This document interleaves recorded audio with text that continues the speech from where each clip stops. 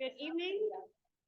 I'm going to call the Winthrop Town Council to order. It is now 6:01 on February 26th. And we've got all councilors present. I will open it now. Oh, we will begin with the Pledge of Allegiance. I pledge allegiance to the flag of the United States of America and to the republic for which it stands, one nation, under God, indivisible, with liberty and justice for all.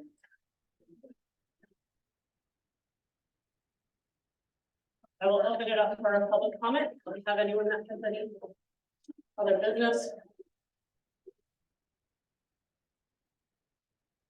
All right, moving on. We'll close public comment and move on to item 017. It's recognition of Councilor Elizabeth Peters Service, and we have her here in the audience today. So we would just like to say thank you for coming in today. Yes, we love to do the next.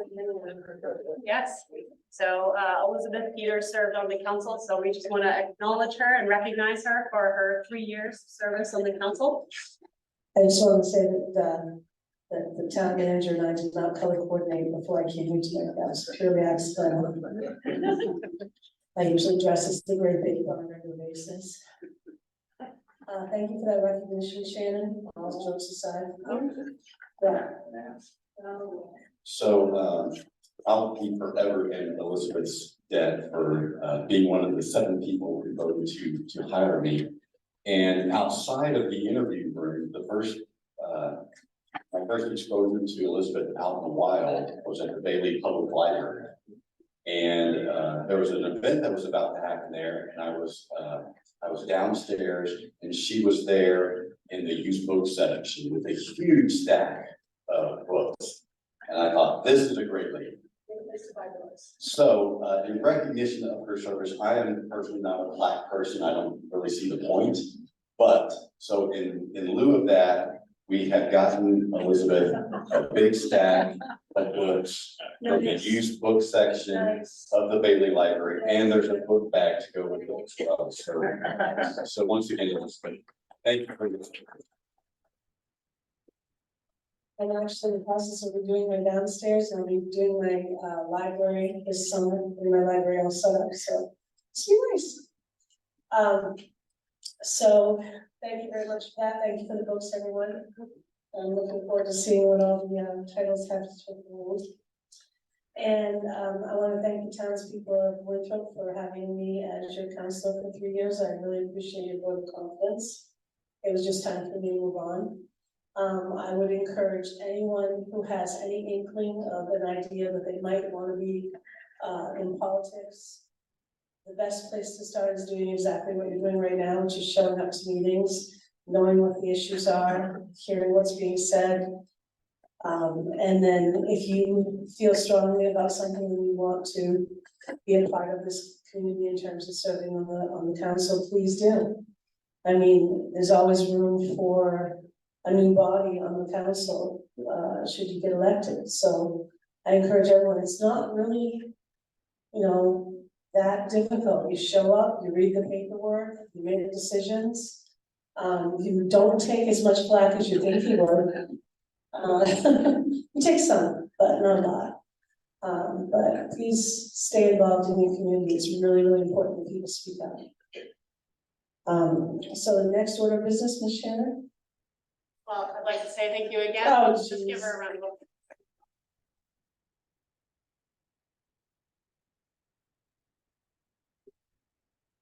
Thank you. Moving on to our next item, item 18, consideration of granting authority to Elizabeth Peters to solicit sponsors for and run the concerts at Norcross Point for the summer season of 2024 from July 7th until August 25th. Chair will entertain a motion. So moved. I'll second. Can I say a few words about it before you move on? Absolutely. So this year, it is from July 7th to August 25th. And we have a full lineup of acts this year. We are brought to you as usual by Winthrop Federal Credit Union and the Kennebec Savings Bank. Always forever grateful to them for being our perennial sponsors. And every single date is filled, I'm just TBD on one. But you've got a variety again this year, anyway, anything from folk to rock to singer-songwriters to a guest appearance at the end of the summer by a Winthrop graduate who was releasing his debut solo album of acoustic original compositions.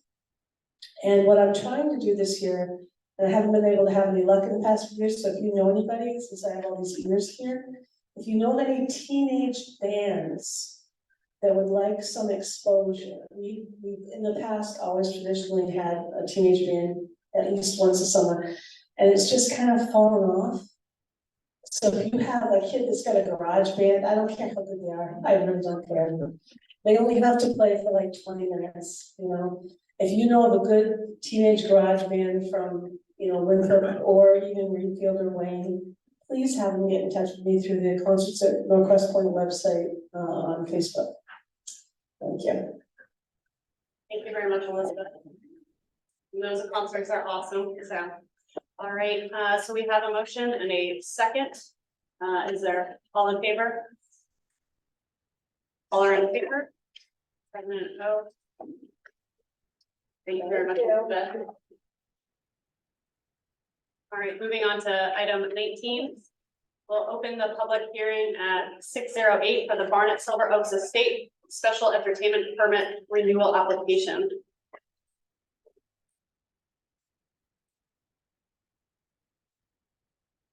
We've had any representation here from the barn right here.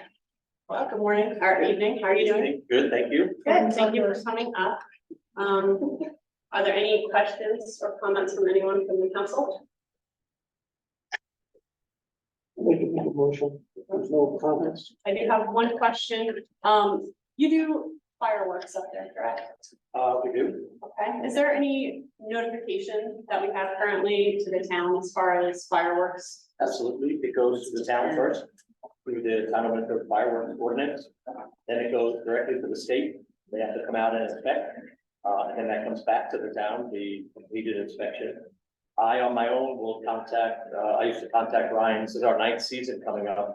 And I think in 9 years, we've done 3 fireworks. A lot of times when fireworks go off on Maranica, we get blamed. All the paperwork is, the T's are crossed and the I's are dotted.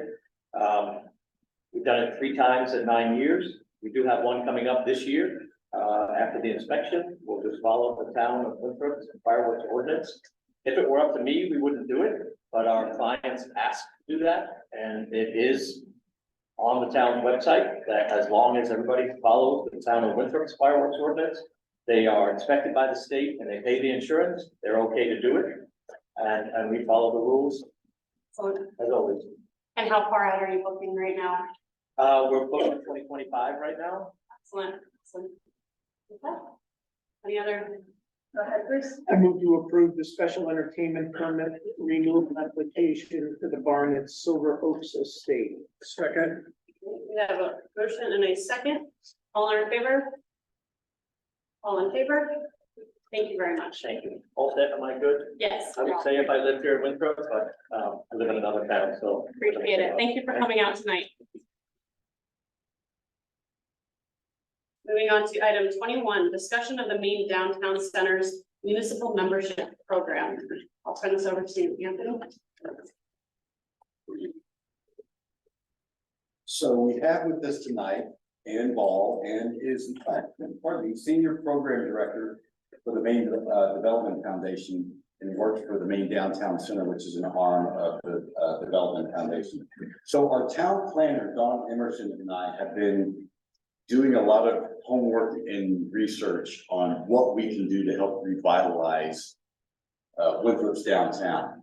And so one of the resources that we've been working with is the Maine Downtown Foundation and their downtown center. And they made us aware of their municipal community membership program, which is sort of a starter program that allows communities who are sort of on the cusp of addressing downtown revitalization to tap into some of the downtown center's resources and expertise and partnership.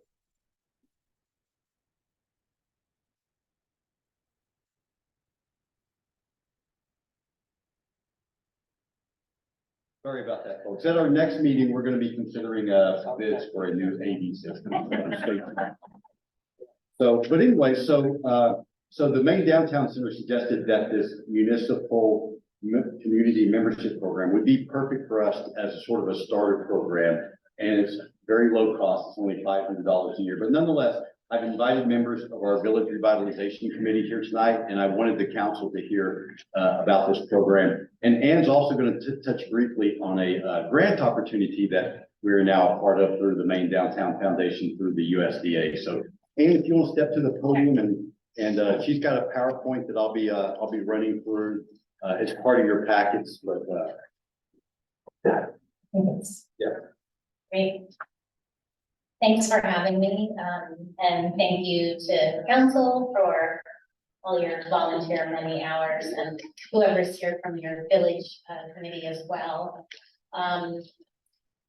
I just have a few minutes of remarks, and then I'm happy to answer some questions. Anthony, is it being projected anywhere or just on your laptop? Again, we're gonna have a new AV system. hopefully soon. So, Yes, totally fine. so you just tell me, Ann, when you want me to I'm advance. ready. the slide, and I will. I'm sorry, that means no one here can see it. It's only the people at home. It is on our website, as part of the background. Wow, that's so unusual. Okay. All right, I put a nice slide up, a title slide with the logo of Winthrop. Anyway, the next slide would be great. We have some sponsors. I just want you to understand MDF, Maine Development Foundation, is a nonprofit economic development organization. We were actually founded by the legislature over 40 years ago to do economic research outside of state government so that the legislators could make good informed decisions. So we get our funding from grants and you know, for-profit corporations and federal grants, state grants, philanthropy. Next slide, please. I'm just going to quickly go over an overview of the Maine Downtown Center and the National Main Street Program, which is what Winthrop is coming in to do, and then talk about next steps and share that USDA information. And the next slide. Has anybody here ever gone through a program called Leadership Maine or the Institute for Civic Leadership? These are two statewide wonderful leadership programs that MDF does, and we also do economic research, like I said, measures of growth. We also do lots of workforce research and convening, and then we're home to the Maine Downtown Center, which is the program I oversee. Next slide, please. And we work all over the state of Maine, and we have two things that we do. We serve as the coordinator for the National Main Street Program. There are Main Streets all over the country that are accredited annually. And we also serve as a statewide resource for any community interested in downtown revitalization. So Winthrop reached out and said, we're working on this, and we've been trying to fill them up with information, and we are looking forward to working with them in a more targeted way. We also seek grant opportunities that we share with our communities. We've been successful twice through National Park Service for historic preservation funding. We currently have a Maine Office of Tourism grant, and we're doing entrepreneur ecosystem work in 9 communities and doing tourism experience development in another 10 communities. So we're always looking at sources of funding that we can share out with the communities in our program. Next slide. So our mission is really historic preservation and asset-based community and economic development. And the core of our approach is really a commitment to creating a place that matters to the people that live here, the people that work here, and sort of equal opportunity, equal access to opportunity and inclusive engagement for everyone in the community. All the programs are really public-private partnerships that the municipalities support the efforts, the residents support the efforts, the small businesses. So it's really, we call it the 3-legged stool because it needs to have all 3 of those types of supporters, whether you're volunteering or actually contributing money. The next slide, please. This is a great map that you can't see, but it is of the over 1,200 main streets that are around the country. And it's a wonderful network. I mean, part of the deal with this kind of work is you don't reinvent the wheel, you just get the information from somebody else who's done it. And in the case of Winthrop, we're already sharing things that other communities are doing. The next slide, and we implement something called the 4-point approach. All of our programs look at good design in their downtowns, whether it's signage, lighting, good facades of buildings, clean storefronts, historic preservation, that's all design. All of our programs have an organization that oversees those efforts. They can recruit volunteers, they can raise money. They also really focus on economic vitality, which is what's the mix in the downtown? You know, does Winthrop have 8 hair salons, or does it have a mix? And what are you gonna do to create a mix? And what do the people in the community want? You know, in the downtown, what's missing from your economic mix? And then the 4th point is promotions, and it was great, you just had your chair of your concert committee. It's about bringing events and bringing people together in your community, in public spaces or in certain events. And so those are the 4 points that everybody works in that does this work. The next slide, some of our Main Street communities actually have 4 committees, but a group like the municipal membership, we're really gonna focus on just getting started and having the conversation and thinking about what your assets are here in Winthrop and what's important to the people who are here. Next slide. We'll just pass these because you can't see them, but we have 10 nationally accredited Main Streets. It means they have directors. We have 14 downtown affiliates, which means they're primarily all volunteer. Old Town became our 14th affiliate just 2 weeks ago, which is a really wonderful story to have them in our program. And then we have 3 municipal memberships, Stonington, Bridgeton, and North Haven, and that is the program that Winthrop is coming into. And this is, like Anthony said, a wonderful starting point. And there are lots of opportunities for trainings and for support from us, whether it's specific things you're dealing with in Winthrop that you want examples of, visiting other communities, we encourage you to do that. Lots of resource sharing, work plan making, all sorts of good stuff that we look forward to doing with Winthrop.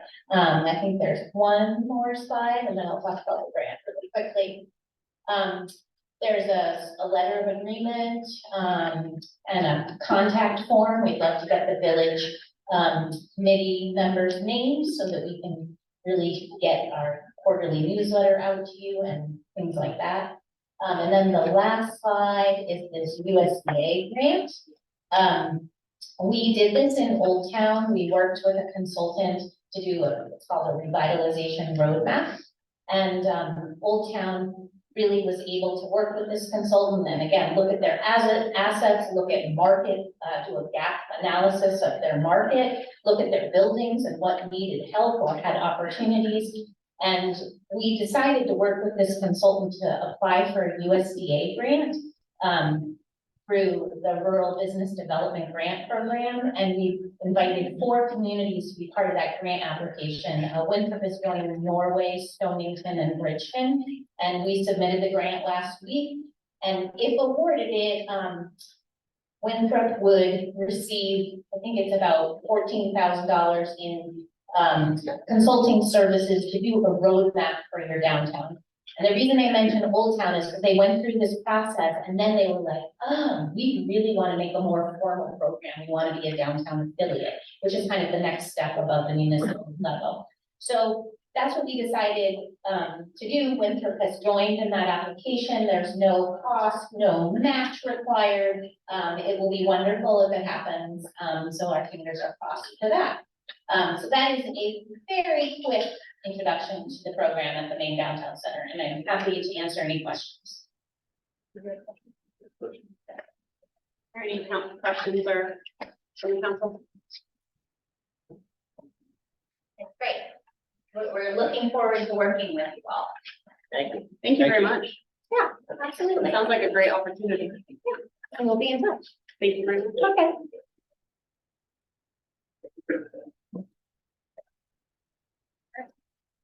All right, we'll move on to item 22, discussion of the general assistance challenges. So first, I believe we're going to open it up for Linda Filer. She's our general assistance director to give a little presentation and discussion of some of the challenges. She has been encountering as the General Assistance Director. And then, we'll turn it over to Dawn Emerson, our planner, after that. And then we can open it up for any other questions. We have some additional, people in the audience to include, our state representative, Davis Hassenfuss, as well as our state senator, Craig Hickman. We've also got, we've invited some other people from the community, as well, and some more, that we'll introduce after. Thank you. Thank you. I appreciate everybody coming out for this meeting, and I see a lot of familiar faces. I just want to say for myself, I mean, this started out for me, it was a 3-hour-a-week job, and now it's turning into 20+ hours. Because I'm just overwhelmed. I mean, I'm glad that we can help people out, but it's very taxing on the workload as well as the financial end of things. I don't really have a whole lot more to say about it, except for I'm doing the best I can, and we want to help, but Linda, why don't you talk about the number of applications that you're seeing on a regular basis each week now compared to what it might have been 2 years ago? for 2 years ago, I would be lucky to get 1 or 2 a week. Now I'm getting 11 to 15 a week. So, yeah, you can see the challenge there. And it's a lot of it too is groceries have gotten more expensive, power bills gone up considerably, rents. I mean, you can't even talk about it hardly. There's no place to put people, and of course, we have the recovery homes we're trying to help out. Yeah. Linda, will you talk about the mechanics of when you receive an application, what you do with that application and how much time you must devote to each application and determining eligibility? Sure. So we get the application, I check it to see if they can go through the Department of Human Services. If that has caps on it, it's very, very strict of what you can and cannot do. But I also run the Salvation Army Fund for the county, or for Kendrick County. And I see if I can place somebody in that. And of course, we have, I don't want to say hundreds because we have only 5 programs where I can move people around to different areas, but then they run out of money and a new one starts. So you're constantly having to be updated and educated on what's available next. I spend a tremendous amount of time trying to figure out what programs are still available. And then from soup to nuts, it's probably about 2 hours per applicant, because if it doesn't, someone may come in and sure, it's easy, everything matches up, but the other person, I have to spend time looking at social media, the programs, talking to different people, and then if they don't answer the phone, then of course you wait for the callbacks, then you move on to another program and more callbacks. So it's very time consuming. Yeah, so I think it's also helpful for people who are unaware of what this process looks like. I describe it as a really technical process because when Linda gets an application, what she's really looking at is what are the resources that are available to the applicant in order to meet their basic needs. And general assistance really is for the poorest of the poor. For instance, if you're on Social Security, chances are your income is too high to qualify for general assistance. I mean, that's how low the bar is in order to, or how high the bar is in order to qualify. And so really, it's just a technical process of looking at what an applicant's income, resources, and assets are, and determining under state guidelines whether or not they qualify for help. And if they do, how much they qualify for, and whether the needs that they're seeking to meet are covered by the program. And so, for instance, I know that we have received some applications from recovery residents, I should say recovery home residents, who are looking to cover the cost of a drug test at the home. That is not an expense that is covered by the general assistance program. However, the rent in the recovery residence would be covered up to $662.50. So, you know, I've been asked a lot of questions about what that process involves, and we don't really get into the background of the applicants all that much. I mean, there are some questions that we must ask, but really and truly, we're looking at what they have available in order to meet their basic needs. And if they do qualify, then what level they qualify for and whether or not the need that they're seeking to meet is covered by, state guidelines. It should be pointed out, this is not a town program. This is a state mandated program that the towns are required to administer.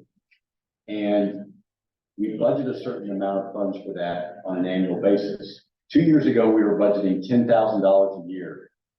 We had 2 recovery residences that emerged in our community last year, and the budget was increased to $40,000, fourfold, in order to meet what we anticipated the need to be. This year, we had a 3rd recovery residence open up in our home, and it is a 45-bed unit, which is quite large. And so through 1/2 of the fiscal year, we have spent about 3/4 of that $40,000. So you can just see how that cost has mushroomed. Now, the state does reimburse towns up to 70% of those costs. They don't cover any of the cost of administering the program, so that the amount of time that we pay Linda in order to work on that program, we don't get any help from the state with that. There is a bill pending before the legislature to increase that reimbursement from 70% to 90%. This morning, I went to the legislature and appeared before the Appropriations Committee and testified in support of that increasing of the reimbursement. But whether or not that comes to pass remains to be seen. But those are some of the manpower and the financial challenges that your municipal government is facing as a result of these 3 recovery residences located in our community. All right, thank you. We'll open it up for questions from the council first. So you just mentioned that, and Linda can explain, or who can explain it, you just mentioned in the trade, like almost $662.50. Is that per month? Yes, And these folks are just renting a room or a bed. yes. They're not renting an apartment, they're just renting a space. That's right. And keep in mind, that $662.50, that's a maximum established by the state. So we don't get to say, okay, well, we'll give you X amount of money for that. No, if a month stay exceeds that $662.50, then that's the amount of general assistance that they would qualify to help subsidize their rent for that month. So you're saying somebody who has a 45-bed home in town could be potentially making put their money on top of that, but they charging these folks out that rate. I think that's an issue. Yeah. And whether it's our issue, it's a state issue, it's an issue that needs to be addressed, so. And I do, well, and Jim, I think you just hit the nail on the head. This is a state program. So if there's gonna be any changes to the program, it's gonna have to happen on the state level, which is why I was before the legislature testifying this morning. It's also important, to say that a home must be certified by the Maine Association of Recovery Residences for a resident there to qualify for a second month. So they may get help for 30 days, but after that 30 days, if that home is not certified by MAR, which is the name of that organization, then that resident doesn't qualify for that specific sort of help. And we did invite tonight the executive director of MAR, and he is here as well. So he may be able to answer questions about what certification consists of. I have a question. In order to continue receiving benefits, do they have to show that they have applied for jobs, and are you folks following up on all of that? Yes, and I've been giving rent now for just 2 weeks. After 2 weeks, they come back in, and every week they have to apply for 4 jobs per week. And also make sure that they have SNAP benefits and register with the Career Center. Is someone checking that they are actually applying and they are not getting the jobs? I check, and quite a few people there have got jobs. So I'm not, it's only been in. So if they get a job, then they're off the assistance. Most likely, they could get a part-time job though, and still not be able to make that number that they need to make per month or can make per month. And then I'll look at his paycheck or her paycheck, check it against what my application here, that tells me to follow the steps, and then we can pay maybe $90 toward that rent or what have you, depends on what they bring in for a check. So I guess my question is, of the people, you said that this has gone up, we budgeted 10, now we're up to 40. So assuming, what percentage of these folks, are finding jobs? Because I would assume that number would go down if in fact they are finding jobs. You're correct, that would make sense, except for that we're getting more homes in, so that means more people are coming. I have, in my recovery homes, I have to say, I have more repeat applicants than I do from my Winthrop residents that come in, but I still have repeat applicants there as well. Some of them are social security.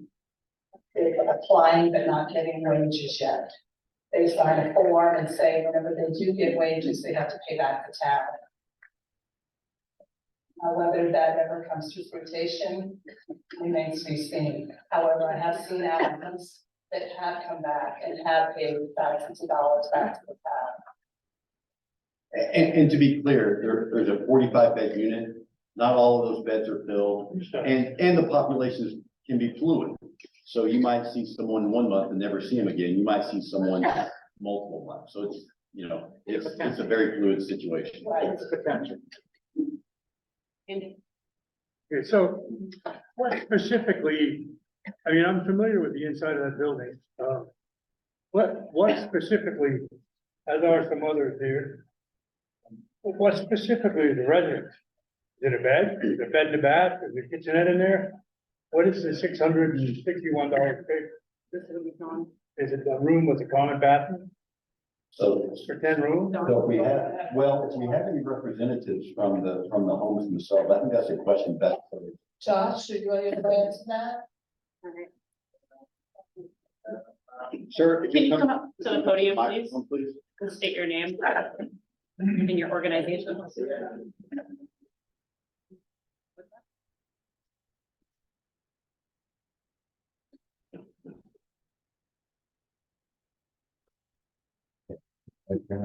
If you need me to repeat, I didn't put my mic on. You wanted to know what constitutes this one, You got it. no, it's really a residence, which means, they have a full-size kitchen, so it's a whole nine yards, they live together as a community. You know, there's this house, we can name it, we do have up to 45 beds there. What's your name, sir? Ron Smith, I'm sorry. Ron Smith, where is this house? Thank you. Yeah, so really what's happening is, you know, they have a large living room, they have a large TV, they have a kitchen, multiple, showers and bathrooms. They have house meetings, they have recovery meetings, they're required to go out to AA meetings, recovery meetings, get sponsors. It's quite structured actually. So are these kitchens and common, these are all common areas? Common area. Yeah. So they're all shared, so really only private space a person gets is bed. Yeah, most of the rooms are doubles, they're large rooms, they probably do have capacity to be 3 beds, but they're doubles, so they have plenty of space. They have the closets on 9 yards. So. Thank you. James? So, given that, and thank you for that information, what do you charge a tenant per month? Do you take what the state allows, and is that what you guys deem as their rent? Well, I think there's a lot more involved. This house is leased, and I'm not gonna be inside on that lease in a month, to my knowledge, it takes, how many beds? It takes 30 beds in order to break even on a lease at that house. So anything under 30, well, 30 in a residence is pretty hard. So what do you charge for a bed? So the beds are, what? 700 a month. And I think the statistics so far have been, for us anyway, I had Josh write down the statistics on that. for most of our men, there is a men's house. There's no reason why they can't have jobs within 2 weeks. Out there. On the job out there. Are you guys receiving any type of other state assistance, being a home for recovery agents to any type of tax breaks or receiving any other tax breaks? I don't handle the business end of things on that. We do the food stamps, so people of low income when we come in. Detoxes and shelters and places, and living on the street, and we take a lot of homeless people in. The homeless people, the epidemic is going on, and that's not going to get smaller, it's going to get bigger. There's 30 towns affected by it. So you guys could be accepting aid from the state as well as on top of what's coming from the town. I highly doubt that unless you are, a treatment program, probably not gonna get a lot of aid on the general system. Do you guys have any medical providers that oversee this facility down here specifically? What I have done is I've collaborated with, Angles and Augusta, who come in and do some case management, but also help the gentleman find work, or if they need mental health counseling outside of the house.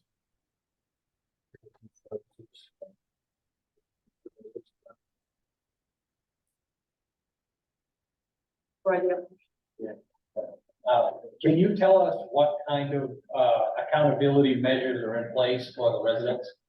Yes, it's very structured, so they have chores to do, we have chore list up. Everybody has a chore to do, they held accountable for making sure that they do house chores, to be good neighbors. You will see those men out in the community, will be cleaning the streets, will be becoming good neighbors there, it's very, very important that happen. You don't want to be a burden on the community, so we'll see a lot of that this summer. Doing those kind of things. They do have curfew time, they have to be in every night by what time, Josh? By what time? By 9 PM, they have to be in from our AA meetings, so they have to go to at least 3 AA a week at least. House meetings are twice a week.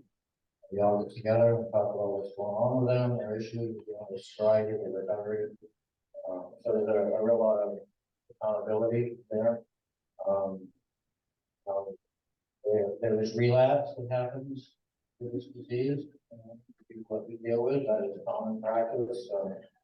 We take in the detox, we give them 3 opportunities to get them straightened out before they might go to a high level of care. Yeah, so they're held to a pretty high standard of behavior. How many staff do you have per resident? We have 2 staff members who live on premises 24/7, with 2 apartments there, the assistant manager and the manager of the house. And I live about 10 minutes from here, and so the manager goes on every day in 10 minutes. Okay, and then Councilor West had mentioned the common living areas and kitchens. Yep. Do you have a bedroom to bathroom ratio? Do you know how many? Most of the bedrooms, some of the bedrooms have baths of their own. Josh, can you answer that? Just up here.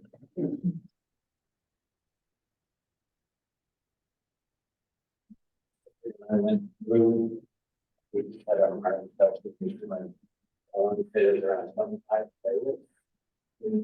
Open your hand to like the building and we got 4 residents on stage around 12 shot. So Shannon, to answer that question, when I was talking with Mar, inviting them to this discussion this evening, I spoke with one of their staff members who had actually done the inspection that was just referenced. And she said there are ample bathrooms there in order to meet the certification requirements, more than enough. So I know that was your question because that's part of the certification, but she said they had plenty of bathrooms. Oh, given the discussion about certifications, is there a certain level of SMAR certification that they're pursuing? What level is that? 2?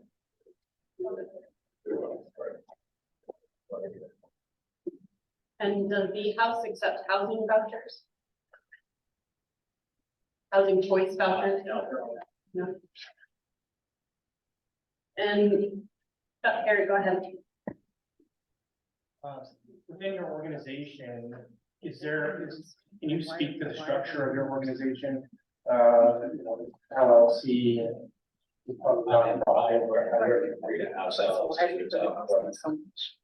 Out of Portland, yes, okay. And, was there any discussion when you decided to, look at the Winthrop Manor, of any concerns on, or like impacts on the community as far as general assistance and, requiring residents to apply for general assistance? I'm not sure I can comment on that. I believe that, and don't talk my words on this, but I believe the statistics are that the towns are providing 80% of those dollars assistance funds. And 70% to 70%, I think the town might prepare 30% of that. So,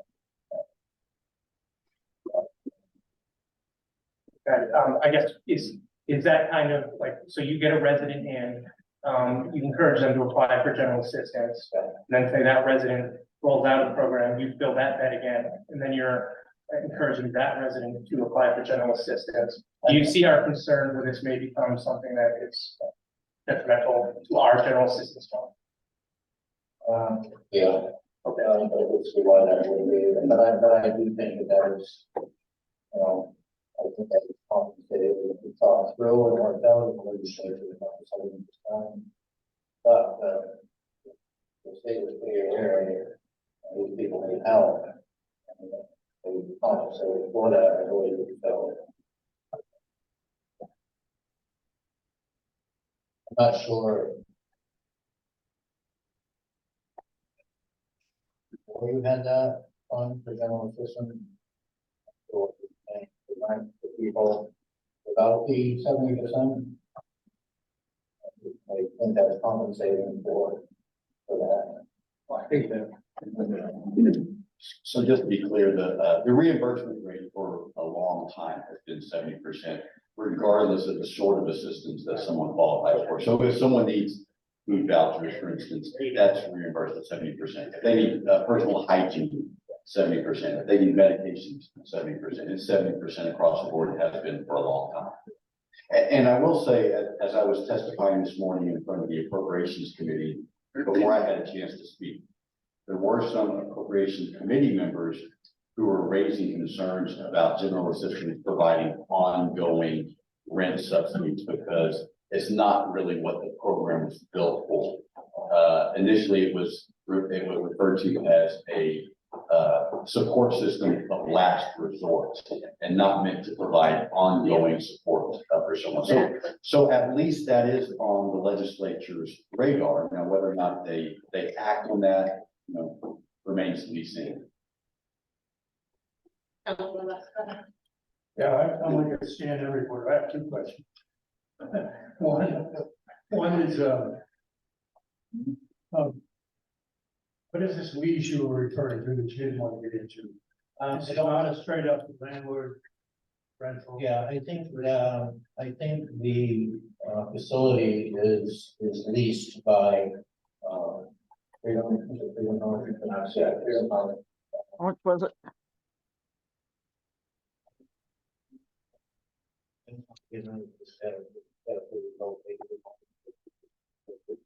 Anyway, but he leases the building. Thank you. Thank you for that. And then what obligation do you have, or feel to tell the town when someone has left? And so that you don't continue collecting the income from the town.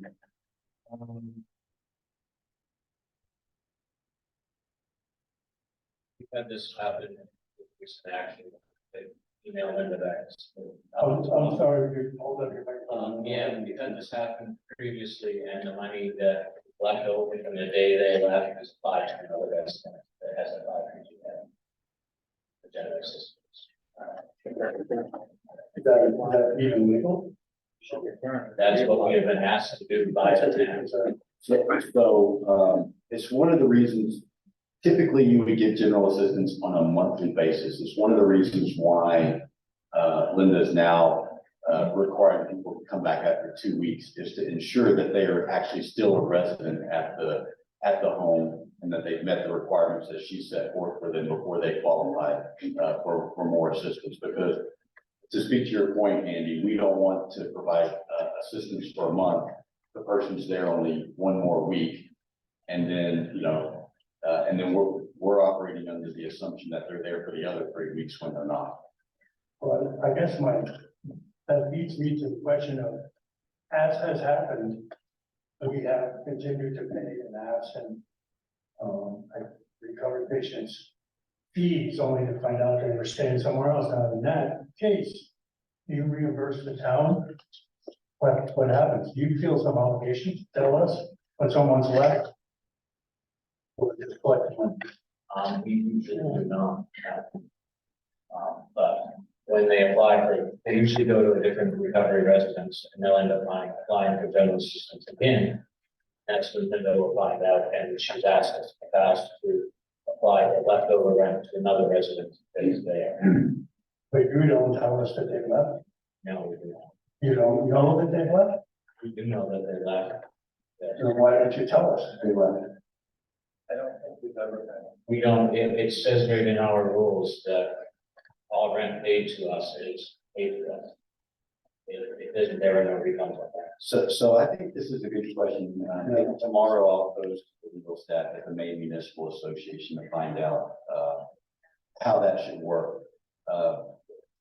He's right in that sometimes a recovery resident will leave Winthrop, go to a different town, apply for help there. And luckily, the Department of Health and Human Services provides a portal that allows towns to determine whether or not someone is double dipping for general assistance. And so we did have that situation just pop up very, very recently where someone who had been here is now in Waterville. And so I think Linda was in touch with the home that was involved about that because to your point, Andy, we were unaware that we had provided assistance for someone and that person was no longer there. But it's a good question, as I said, for the Maine Municipal Association. So I'm going to make myself a note right now, contact them in the morning.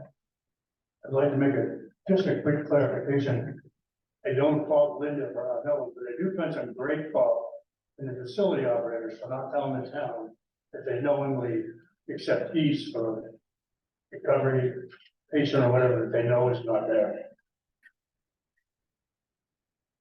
Well, and I would also have some questions as to whether or not those fees are being applied to someone who qualifies for general assistance. I mean, that's the first point, is that someone has to fill out an application so we can determine their eligibility. And absent that, then general assistance funds shouldn't be used to help somebody.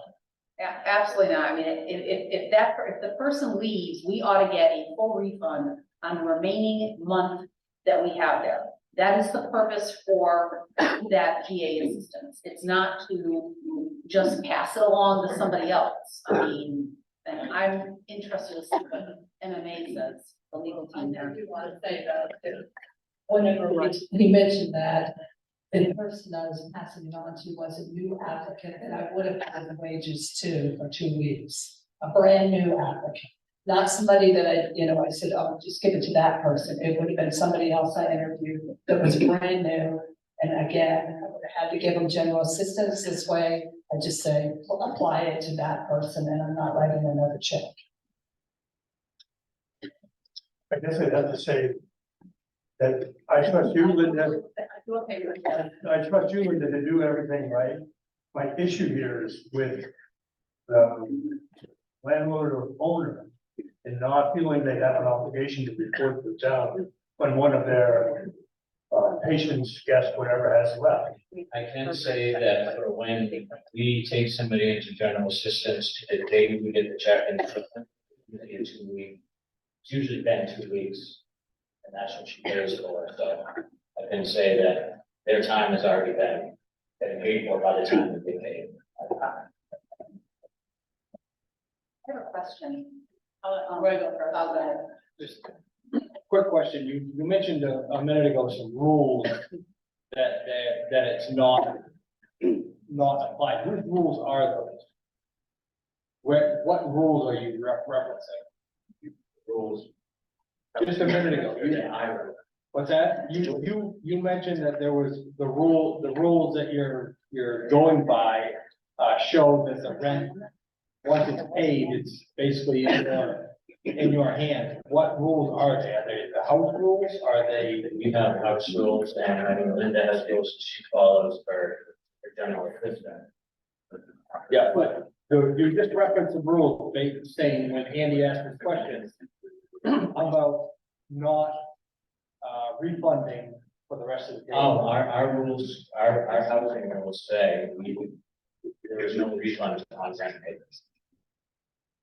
So is that prescribed by the agency that you're employed by? Yes. Okay, so it's their rules that you're following. Do we have rules on general assistance stating otherwise, or, I mean, we're only paying for the days that they're there, correct? Yes, we should not be paying for days when they're not there. Right. So there's a conflict with the rules there somewhere, and we're gonna have to figure out a solution. Well, with all due respect to our friends from the recovery residences, we're gonna follow the rules as outlined by the state in the general assistance program. Those are the rules that we're sworn to uphold. Did you have a question? Well, I just had one with Anthony. I wanted to know if there was a time limit on GA, and he said that there's not. I thought that there had been at some point a time limit that it was imposed, but apparently not. Well, and they even talked about this again this morning, in the legislature, that the pandemic changed everything, and so, including the general assistance program, whereas, the rules were relaxed a little bit more to help people who were in dire need as a result of the pandemic, but again, there were some questions that indicated that they may want to rein some of that back in. I have two questions. Your organization is called a recovery program. What's the attrition rate of people that enter your program from a timeline standpoint to the time they exit? Typically, I mean, if you can provide that. We opened in December, so, I mean, I can't speak for any of the other houses. But in the house that you're employed by, the company that you're employed by, is there a statistical? I just started working for them in December. Okay, all right. My other question is, if they fail the house rules that you have, okay, they go to another recovery home in another area, whether it's Waterville or Augusta or whatever. What happens to that money again? Because I kind of got a vague answer on it. That's kept by your company? I actually don't really handle any of that. That goes to my boss down in Portland. Okay.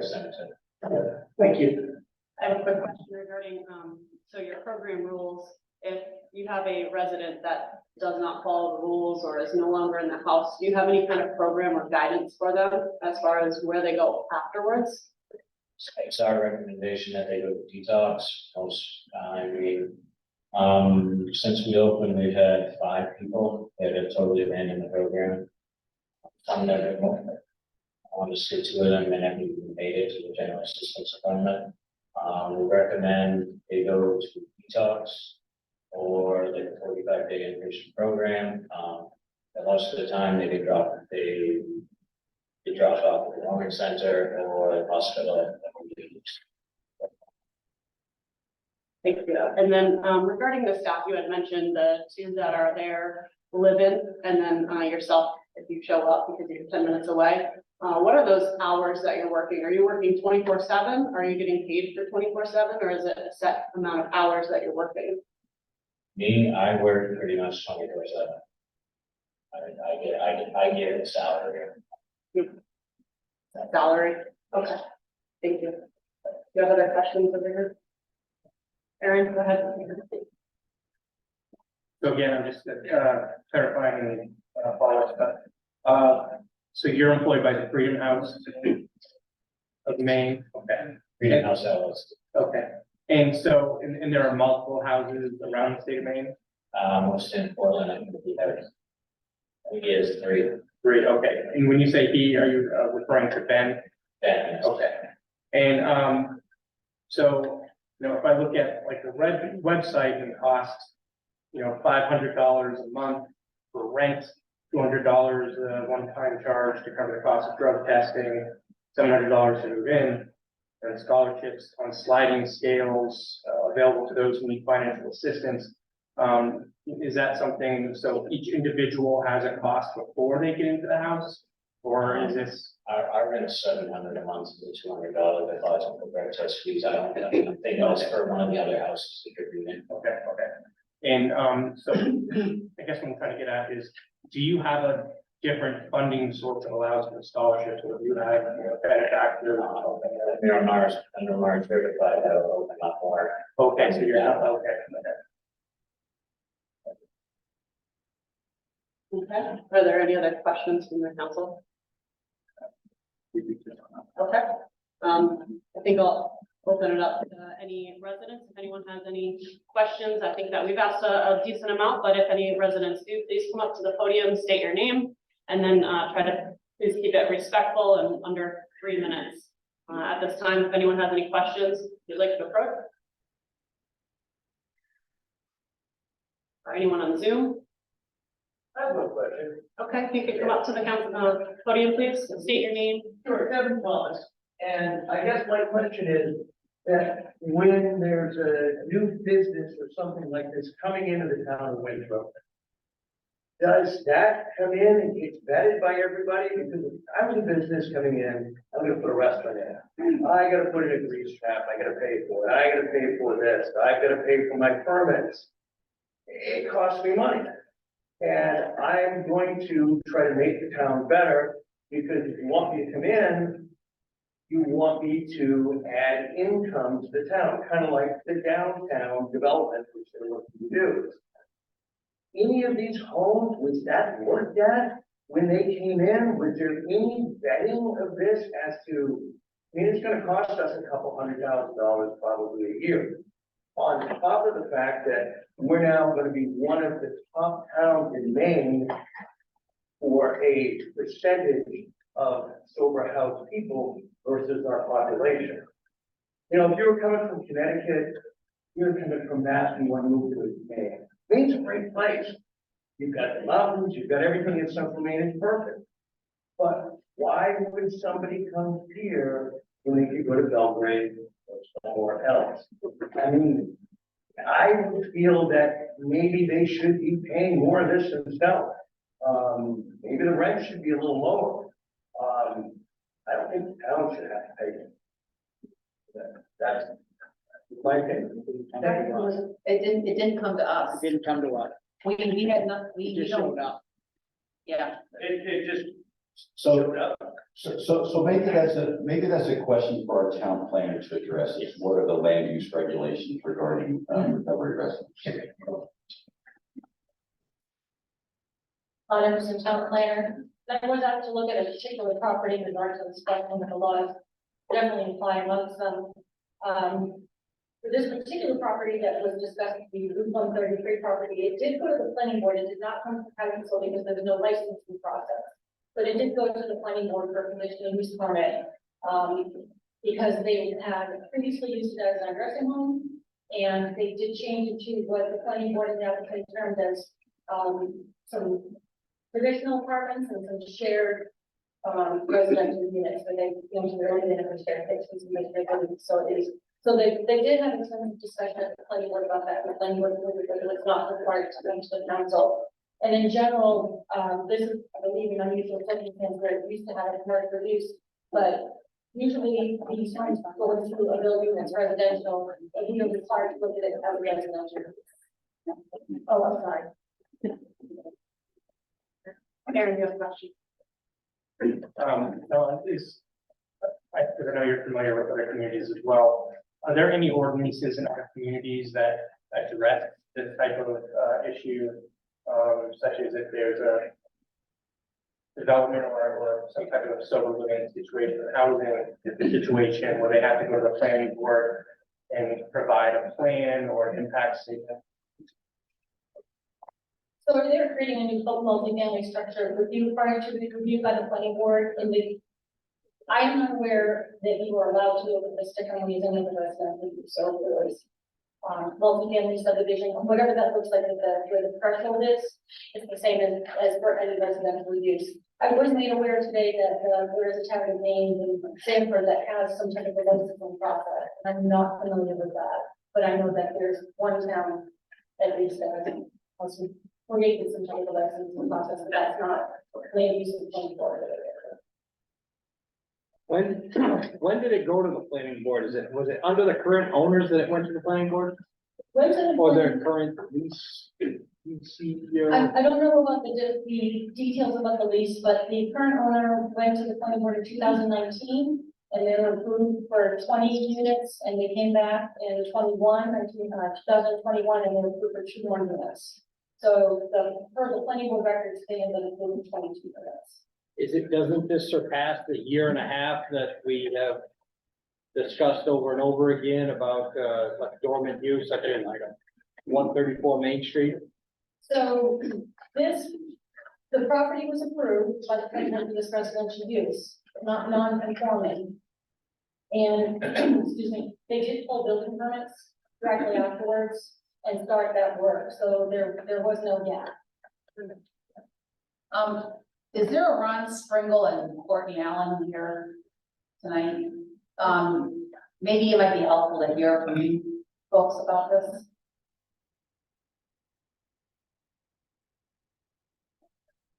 This is representation from the Maine Association of Recovery Residents. Hi, everybody.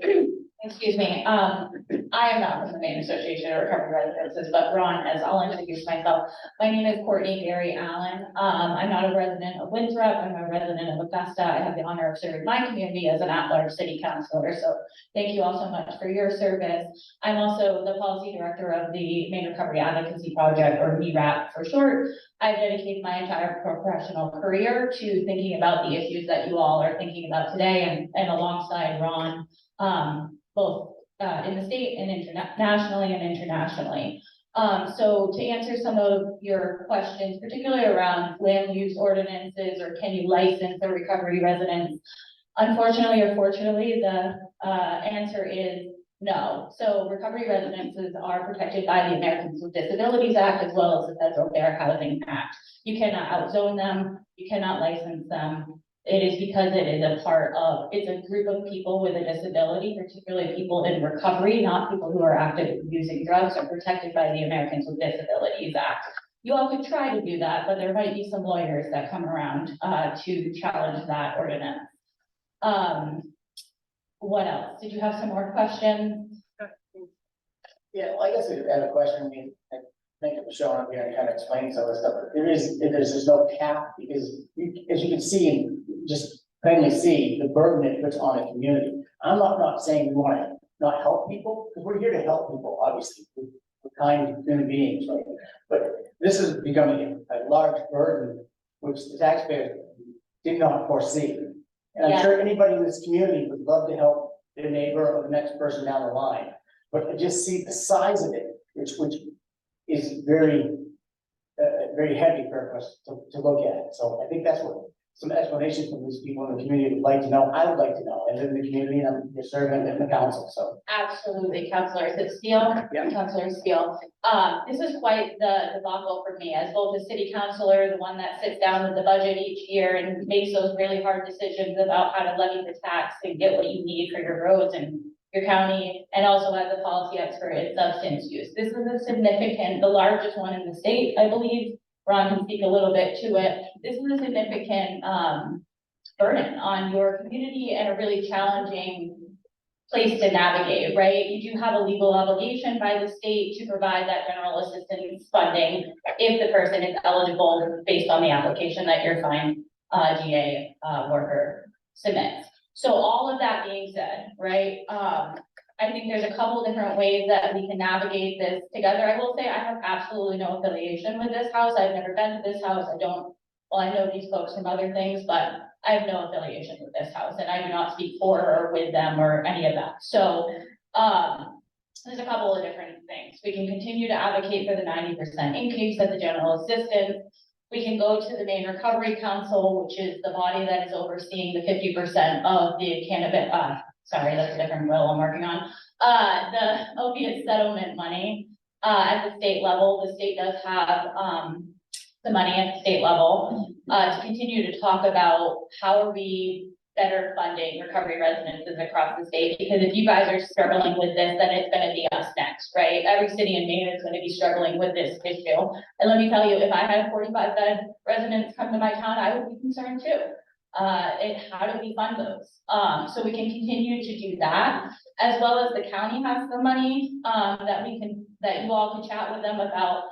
And then I also just want to talk a little bit about, certification versus non-certification, because I think that's another issue that the state in general, when we have our fine representative and senator here, needs to be thinking about. This is going to be a certified house, which is great. I would not want an uncertified house next to my house even, and I am a deep ally to this movement, and I wouldn't want an uncertified house. You're lucky at least you have professionals running this house, because the state doesn't require licensure or certification. It is an option to opt in. Every piece of legislation and piece of funding mechanism, like you all, the general assistance, the state, any type of funding mechanism, is connected to that certification. I don't know if that answers your question. I apologize. Well, it's some good information, but like, I guess, what really want to get down to what it is what prevents us from something like this coming in Bancroft, being a town, Nothing. right? Because, it's gonna keep digging into our pockets, and when does it end? It doesn't. Then it's not like you're capping something for this year for roads or school, so you know what that expense is. This expense is just erroneous, it's unknown, you just keep going. So that's my question, and how do we, again, we would like to help, but we've grown from a 5 and 8 bed now to a 45 bed. So now we're looking at a very large, over 50 beds, place at $662 every month. But one of the things that when I used to run a recovery residence, I don't anymore for a lot of various reasons, but I did used to run one. And my understanding was that general assistance, when sharing a room, and maybe you can check with the municipal lawyers around this, because I don't want to even say this, because I don't know that it's true, but if you could double check this information. When sharing a room, my understanding is that you only have to pay half of that amount, because it's actually for the room and not the bed. So if you could double check that, that would help cut it in half. At least that's how it was when I was running recovery residences in 2017. Oh, Ron says that's been changed. I might have helped write that law, sorry. So basically, if that's been changed, they can get paid double per room. Yes, it's connected to that now. So the burden on the town at that point could be $1,200, $1,300. Well, I did the math real quick. There's 45 beds, and my understanding is not everybody is on general assistance at that house. I have not double checked that. Your GA staff will probably know better.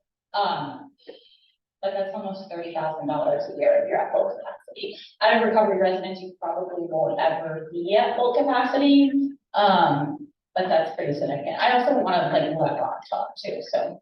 Thank you. Any other questions that I can be helpful for? Last one, just, do you know if OBH has created their rules for recovery residences yet? Not a year. Not currently published yet. That's a big difference. It's a month, not a year. Go ahead. Yeah. A month, Yes. correct, yes, thank you. Right, I just did the math here, and it's, potentially at that one house, $357,480-ish. So, per We year. got 2 other houses in town. Yeah. Right, but I mean, the city's cost would be $198 a month at the 30% of general assistance. Per person. Of course, you also have to calculate, it's not just $662.50, it's up to $819 per month, because that's the maximum amount that a single individual qualifies. Plus Linda's time. Plus, yeah. the exorbitant, salary that we pay for them. Thank you for your good service. Ron, is there anything you wanted to add? Hi, everybody. My name is Ron Springle. I'm a retired addiction medicine doctor. I've been retired for a few years, but the opioid deaths and epidemic were certainly part of my professional experience. I'm a person in recovery myself. This one. But then on billboards, when it's germane in conversation, I feel like it's true. Also lived in recovery residence, not recently, but in the past. And so I have some idea of what that's like. I did get a chance to tour the house tonight briefly. My staff has been there recently to begin the certification process. Now, MAR is a 501c3 nonprofit where statewide we have 77 recovery residences that we expect to certify. We don't own or operate any of them, but we do expect to serve under the national standard. MAR is the state affiliate of the National Alliance of Recovery Residences. And so our authority to inspect and certify and follow the certification standards comes from them. If we do a really bad job, they would take us out with somebody else, and so forth. So, we've been in this landscape here in Maine since MAR was founded in 2016. Became much more active in 2019 when we were looking at towns and municipalities that were trying to do their best to keep recovery houses out of their communities. And trying to understand where that's coming from. It's a battle, a lot of this stigma and elitism and such. So I've been at many town council meetings, large and small, and your situation is unique. I have to say that. No other town, large or small, has the challenges you have right now. And I think your passes, and I'm completely sympathetic to your situation. I mean, this is a lot for a relatively small town to try and navigate through. You're stuck with the state bureaucracy, the state rules that really don't apply to this situation. I don't think they ever conceived of this situation. We're one small municipality that has such a large burden. So the bill that Anthony and Mr. Wilson was testifying today, that would go a long way to relieve some of your burden. But I mean, you still have you still have the issues around trying to get Linda some relief in her office. It's not nothing. There is some state money available. There was a question about vouchers. We don't have vouchers, but Governor Mills, about 5 years ago,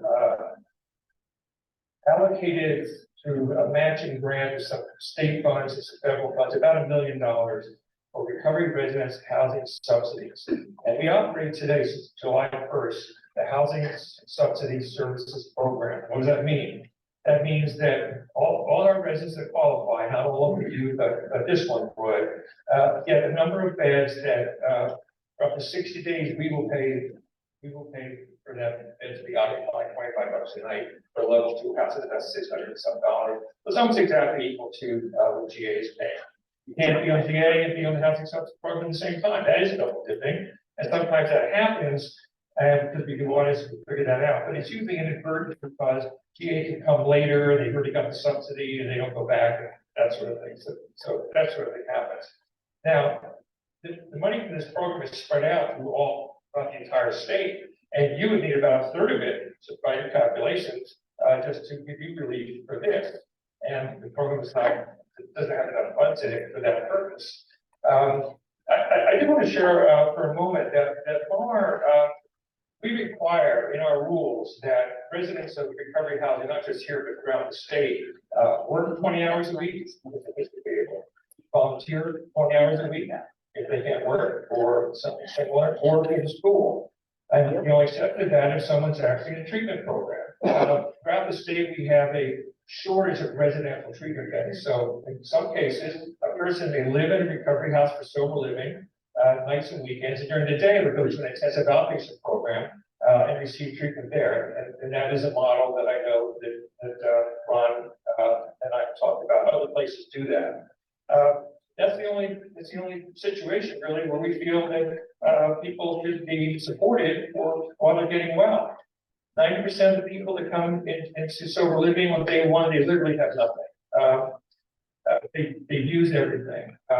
They may have to close on their back. And I know that Linda would vouch for that. That's not her experience. It's the experience statewide with all our GA administrators. 3 years ago, we met with Sarah Denson, who's with the Office of Family as a program manager really for GA. And we did this because GA was all over the map in terms of how much a community would allocate for a person living in recovery residence. And a law was passed, and this is Sarah's input, that it would pay for 75% of the one-bedroom rate. That's where that number is 662.50 comes from. Now, that varies a little bit from town to town, so if you go over to the neighboring town, it may be a little different, depends on a bunch of complicated calculations, but it doesn't vary very much, maybe a few percent. So that's where that comes from. So it's not per bedroom or per square footage, it's for residents. And these are shared family living environments, single family homes, if you will. Now, the property that we're talking about is a little unusual because it kind of has that annex, if you will, that was, I think, nursing home. So that's a little bit unusual, but overall, we have to have a home-like family environment, which does exist there. Let me stop and ask if there's any questions about NAR. We inspect annually. There's a fee for them to do that. We decertify a house. They would stop getting all the benefits of certification, and they would lose their ability to have community support. Thank you. We've got a few questions from Councilor White and Councilor Caparo. Thank you for coming this evening. First, I'm going to make a comment and then I'll end with my question. And the comment's not really directed towards you yourself. So I'm an acute care provider as PA and an MAT provider as well. Okay, so in my experience, and even in this town, when we have seen recovery homes open, there were not adequate medical coverage for the residents. So that is one of my biggest concerns, not the fact that, that these individuals are coming from Portland or Lewiston, but that they're coming to an environment that may not be supportive. So if you could just comment at the tail end there on what that certification looks like in regards to medical oversight for the residents, if any. And then the other thing I'm going to point out to the representatives is if you want to invite Gordon Smith here and say, I'm disappointed in the governor's response to her recovery council, and this is where it's happening. It's happening at the municipal level. We're the ones dealing with it, and I've seen very little in regards to other than policy stuff here and there to actual response to the ground, to actually making a difference. Because in this area, when I see people day in and day out who have no primary care, who have no medical oversight, trying to do this on their own in this area in Kennebec County, and it's absolutely this is where our capital is, and it isn't even being dealt with. And so I just wanted to put that on the record that I, invite them to see, what the impact is on the small towns. But if you could just speak to the medical coverage of it. Sure, Councilor White, thank you. So NAR defined, when they were looking around the country in 2011 and all the 18,000 recovery houses they identified, they realized that recovery houses were very different in different places. So rather than have one standard for one type of house, they decided to break it into 4 levels. So I have NAR level 1, 2, 3, and 4, and I left with the council information around that. So a NAR level 1 home would be like an Oxford house. Everybody would run under a charter from Oxford Inc. in Bethesda, Maryland, good neighbors, good neighborhoods, and they police themselves. And if there's a problem, then the National Oxford House group gets involved with them. We don't have any of those in our group. We do have some Oxford houses still in the state of Maine, but very few. Most of our houses are NAR level 2, which means that they're non-medical. There's no licensed professional, but there is a house manager and there's oversight, and there are referral organizations, or referral wraparound services, we call them, such as being involved with a clinic or a federally qualified health clinic, those sorts of things. And then there's a NAR level 3, which actually can have some on-site services, but still is not a licensed facility. And I may have heard before when I mentioned that I thought this was going to be level 2, they may be going for level 3 after level 3. So the level 4 now is another standard, and it may be that this house applies to become a level 4 certified house. But frankly, would relieve a lot of your GA problems if they did. The reason for that is that they would have a license from the state and be nature qualified to perform substitute sort of treatment like a treatment center, indeed they would be. And if they're receiving Medicare funds, it's a daily rate, they wouldn't be able to mitigate at the same time. So eventually, and I do know from speaking with Ben Stillings that he is interested in going in that direction. That doesn't alleviate your concerns today. It's more than understand. So that's, I hope that answered your question about medical service. Okay. Counselor White, I just wanted to quickly, acknowledge, Gordon Smith wanted to be here tonight, and he's not feeling well, so he's home, but he does send his apologies, and I don't speak for him, but I know that, and I just wanted you to know that he intended to be here, he's just not feeling well. All right, Councilor Fair. Yeah, I'd like to see if, Senator Hickman and Representative, Aston Best would come up. I have some questions. I understand that, you know, the state is looking to fund this, but the question becomes is, they'll fund it for a year and then they won't fund it. It depends on how much money is available. I'm surprised MMA is not more active on this, because I think MMA should be. What can we do besides the funding? Because this is not gonna go away. This is here, and it could go worse. Well, Counselor, thank you for asking. Can I just say something on when I was in the State House? They get to interview me now. Now I'm your constituent. Counselor, you know the hallways, and I think that MMA ought to be involved in this, but to see that the largest recovery home in the state of Maine has showed up in our community means that Representative Aston and I are gonna have a meeting to figure out how we can get the legislature to allocate, appropriate, designate opioid settlement money to make up for this particular burden on our county. Folks in recovery homes are doing what we want them to do, but I don't think that anyone expected that the Winthrop Manor would become the largest recovery home in the state of Maine. And since we're in the process of being certified, we know that it will be a burden because of federal law and state law. We support increasing the percentage to 90, of course, and that's not gonna be enough. This has to be dealt with proportionally. And what we have to do is look at, in my opinion, I'm speaking on the cuff here, we have to look at the percentage, we have to look at how many recovery residents are in the state, look at the size of ours, and figure out what probably another form of revenue sharing to make sure that we are covered, so this is not a burden on all of us. That are in fact,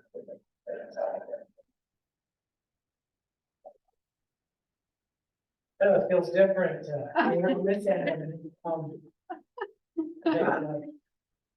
Councilor Caprera, and she's in front of the taxation committee a lot, and people are asking her tough questions as she's the representative for the Chamber of Commerce there. But I think one thing is, we're seeing this all across Maine. So there was not just one bill put in to increase the reimbursement to 7% now. There were 3 different bills from representatives, senators all across the state. You know, Portland is dealing with a crisis right now, and you just turn on the news and you can see encampments and people who are, you know, it may not be for recovery residents, but nonetheless, it is in need of general assistance, and how, you know, on the state level, are we going to help our towns with that? So one avenue is looking at that reimbursement rate, and of course, that doesn't cover the salary of individuals who have to dedicate their time towards that. That's going to be some. But really, the best thing to have happen is happening right here tonight. Because, you know, to have these 2 individuals behind me, Courtney and Ron, here in front of you, they don't live in this town, they are here because they're concerned, they understand what is happening, they're seeing this happening across the state, and realize that this is a problem that needs to be addressed. We need to figure out what to do on the state level when there are large recovery residences and how to make that work, you know, both on the state level as far as Northwest, for instance, perhaps it's not general assistance or housing assistance, maybe there is a direct payment to a recovery residence from the state out of a different state bucket of money, that wouldn't be wouldn't be considered general assistance per se. It would have other requirements, and then that money could then either be transferred between residences if one person moves from residence to residence or whatnot. But the conversation needs to start here so we understand those other events. And we need to work with our partners behind us in the recovery center. And they're wonderful outfits. After we had our meeting, we called Courtney up, they said, Courtney, what's going on? What are we doing? How do we address this? And then, so to house the relationships that we have is really how we figure out how we're gonna make this work. And I'm confident that we can. And the real wild card here, and I'm not sure how it worked out this way, but it did. And for lack of a better term, the opioid responses are in state Maine. So Smith and happens to live in Winthrop and is a resident right here. And I can tell you that if there is one person that really wants to figure out how to make this work and not drain a town's resources, it's going to be Gordon. And he has the ear of the governor, the ear of the legislature. I mean, he really is driving the ship in a lot of ways as far as how we respond to the opioid epidemic. And so I think just having this team together and being able to put our ideas together and having the contacts that we have is really the way to meet this start. I can't give you the answer on what the solution is, but we've identified the problem, we know the next steps, and I think there's a way to make this work. So with that, I'm happy to take any questions if anybody has. I think I shall be able to answer it. I appreciate the cliche, a bucket of money. This is the town of Winthrop. There is no bucket of money for us to go to continuously. And if this is going to be an extra burden on the taxpayers, it's over $250,000. That's not in our budget. There's no bucket of money to get that from. This comes out of the hardworking people that pay taxes in this town, who I am concerned about as a representative. And to say, oh, well, maybe this will happen and maybe this won't happen. It's happening now. And we're being targeted for some specific reason. What a moniker to have the largest recovery house in the state of Maine. In a town that has maybe a third of the population, the city of Augusta. Your bucket of money is a lot bigger than our bucket of money. And I know you don't have a bucket of money either. No one's got that much. Absolutely. So to say that, it's ridiculous. It's going to put a strain on our city services, our municipality, our police department. Looking at Maine Freedom House, their non-discriminatory bill, anybody with, regardless of income, mental health diagnosis, or criminal, they're allowing them to come into our community with no vetting. I mean, it's crazy. And I think Ron can probably speak to this much better than I can, but the important piece here, and Councilor Allen said this before, is that having certification really is key, because there are expectations and there are community standards that these individuals have to live by. And it's not just anybody. Please, let's not say that these are criminals coming in. There may be individuals with a criminal record, but it really is we're trying to heal. And how can we help them all work together? I understand recovery, okay, and this addiction is a disease. I would ask the doctor, what's the degree of recovery? Is this a waypoint for these people, or are they going to be with us for years and years to come? Thank you for the question. So, addiction's here to stay. Alcoholism, they're not going. And Recovery is the way out of the internal prison. The average length of stay in a Marsh certified house is just over 6 months. The occupancy rate of the average is 89%. This means of our 900 beds at any given time, only 11% are not occupied. So we have those numbers. We measure recovery capital. which is constraints that people develop on day one in recovery house, day 45, day 90, and so forth. And we see that recovery capital index increase every time we measure. This will be going on at the house here. Now, bear in mind, we haven't done any of this work with recovery houses in your town, but we will be. Part of being certified is having not just published rules, but approved policies, but a public complaint method. So if you're living in the house and have a grievance, you can file that. We have special trained volunteers to handle that. But if you're a public member, you live nearby, or you heard something or saw something, you go right on our website, public complaint, fill it out, and that'll come right to me and my staff. And we will address that. If you're not a certified house, you don't have any of this. You operate in the dark.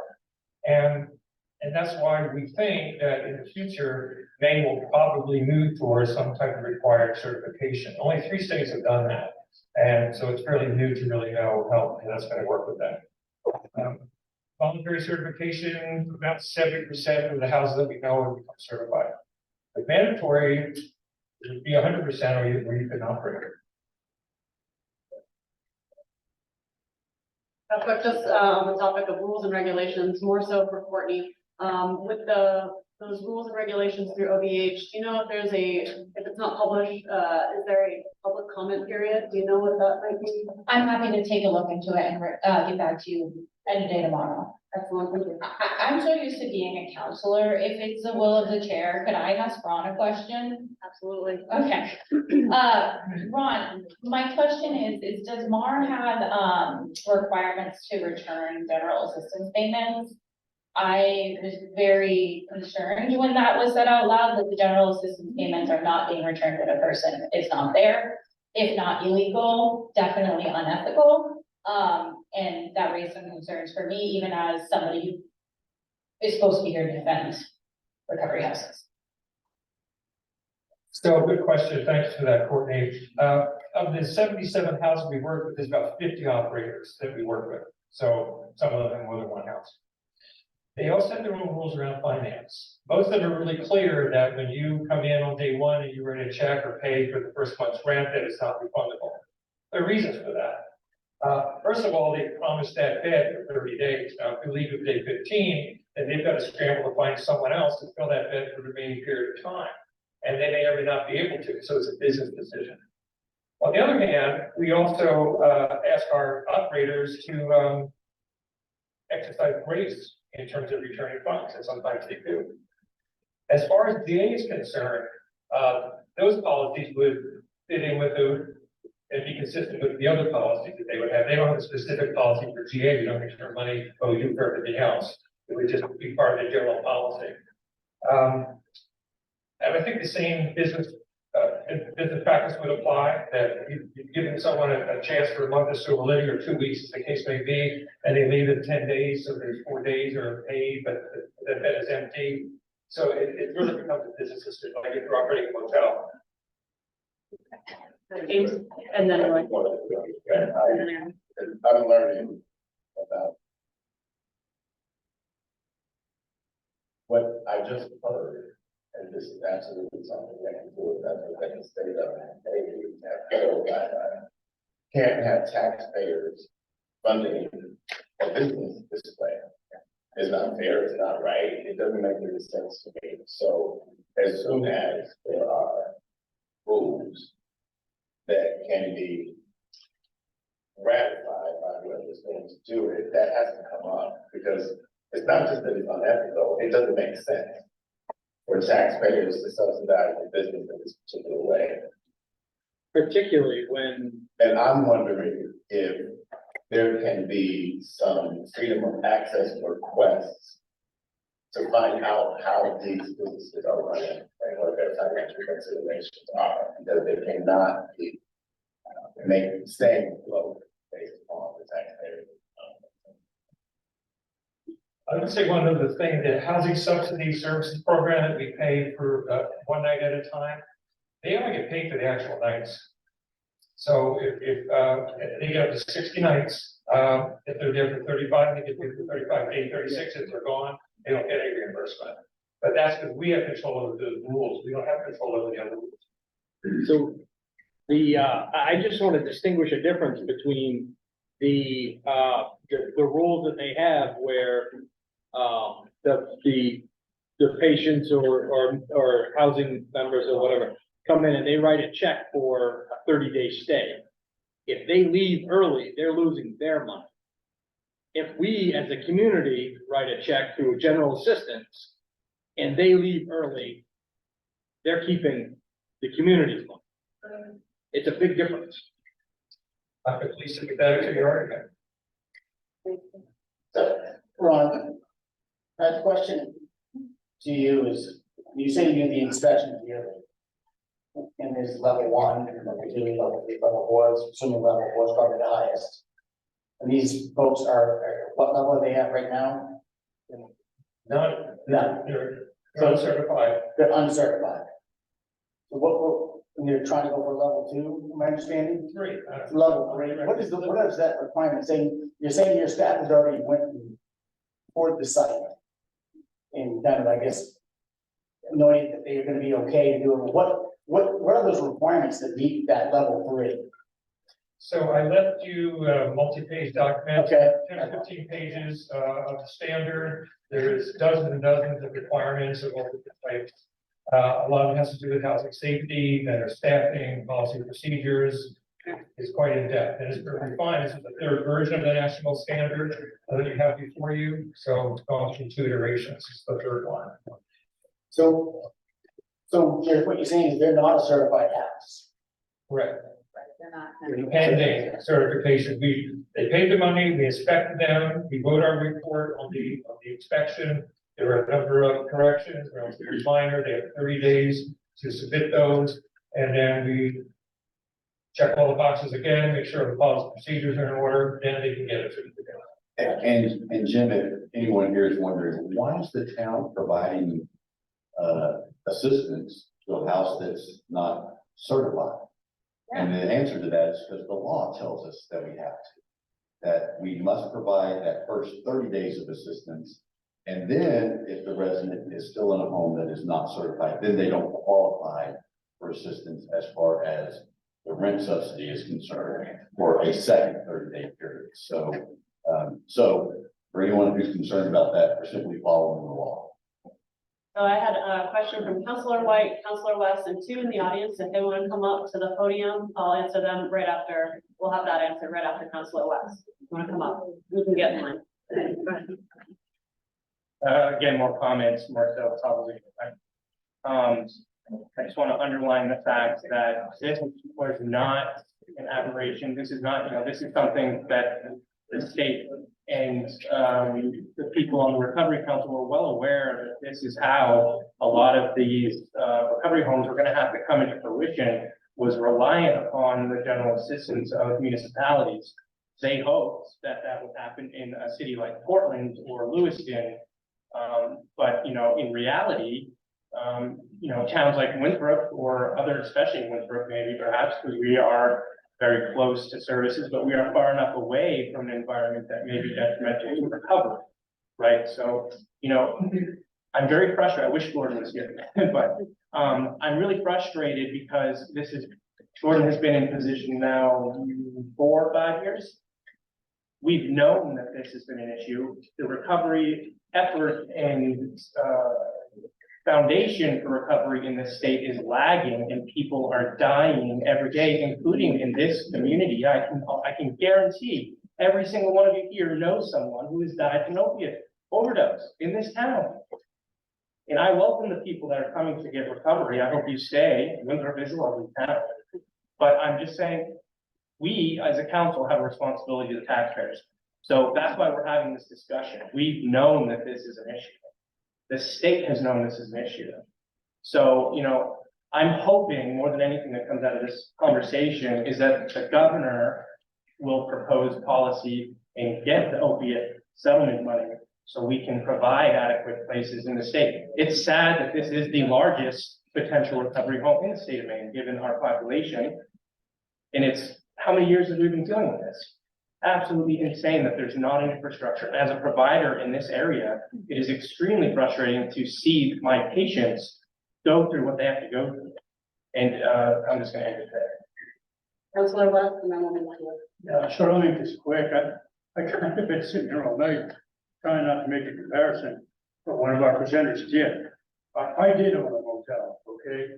And the difference between, allowing a guest to stay without paying, and the town as a whole being forced to pay for somebody that didn't stay is awfully large, okay? As an innkeeper, I can make a decision that there was some hardship, that there was a death. Or they got ill and they had to leave, and I chose not, to rebate the rent, although in my case, I usually would. But there's a big difference between putting your hand in the public dole and taking advantage of that situation and not saying anything when someone can go home. And the town making the choice of whether or not to give that money out. That's all. All right, if you could state your name, go ahead. My name's Dalton Curry. Been a resident for most of my life. I work here in town. That's the first I've ever heard of this. I live right at the top of the hill above this place, and I just thought it was a general population rental. Well, how did this become a burden on the taxpayer of Winthrop? Again, who made that decision and why was it not brought up in the community? This is the first I've heard of it. I'm here for something totally different. I have no one what's going on here. Be nice to know. So to speak to Mr. Curry's question, this facility opened up in December or in February. We started asking a lot of questions, doing a lot of research last month. So, you know, this is why we're having this conversation at this time. How did it get here? Well, they simply located here, sir, as Ms. Allen pointed out. Oh, town meeting. Town meeting. How did it become a tax burden on us? Well, because the state. The state requires it. The state requires it, yet they want to mandate it, they don't fund it. So What happens? the state requires that if they qualify for general assistance, that comes out of the local. Why was fund. that never brought up to general public? Well, we're bringing it up now, State sir. law. The general assistance, 2019? no, sir. This facility opened up in December. It was, it was, a planning board permit was approved in 2019 for short-term rentals and for apartment spaces. This use conforms with that permit, but that use has only begun in December, and the general assistance program has been on the state books for decades. Okay, thank you. Next. Tamsin, and I just have a question. I know we're talking about the 133 residents, but the other two recovery centers, do they also fall under general assistance? And how many do those two homes house?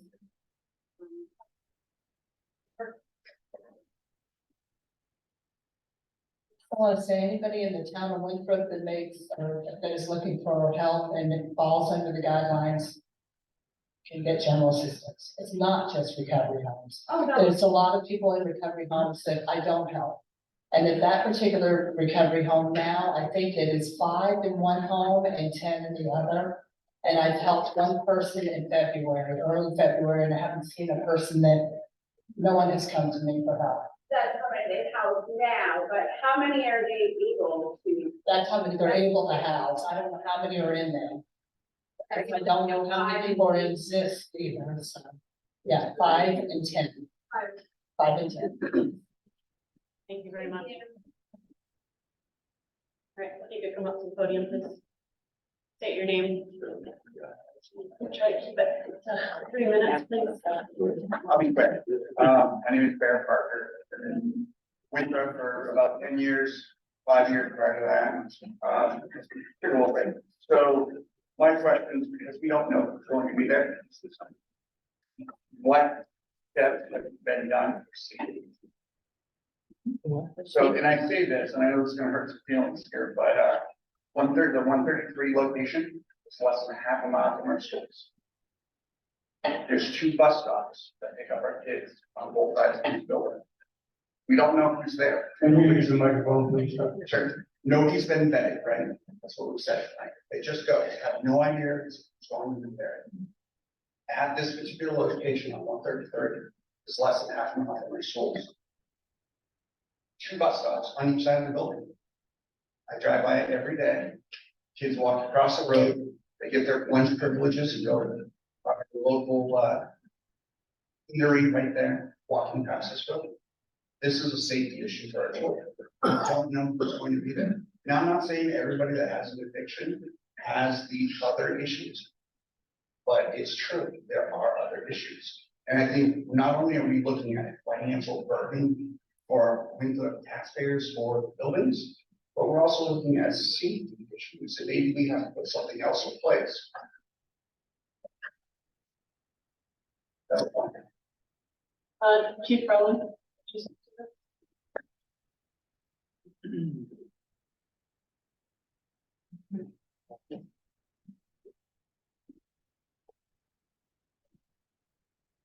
Good evening, Paul Merlin, Chief Police Department.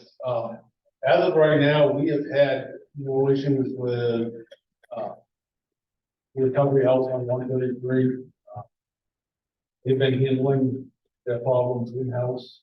I mean, it's overflow, that needed police response. I understand the concerns, safety concerns, and we will deal with them as they came in, but as of right now, we have had no issues since the month of December when it started.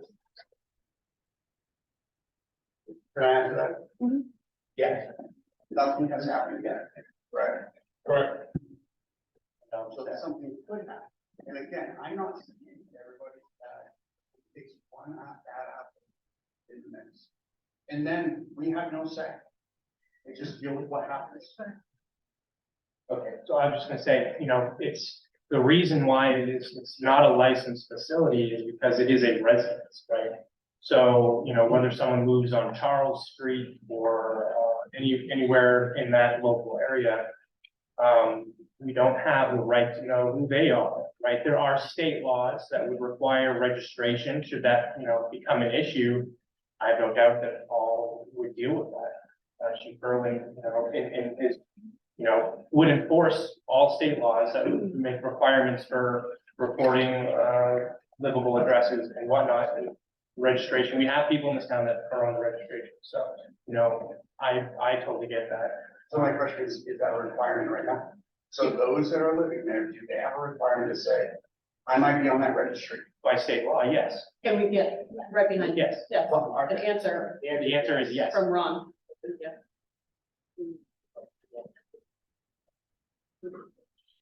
So I've got Ron up here with me also to speak to what's going on at that property.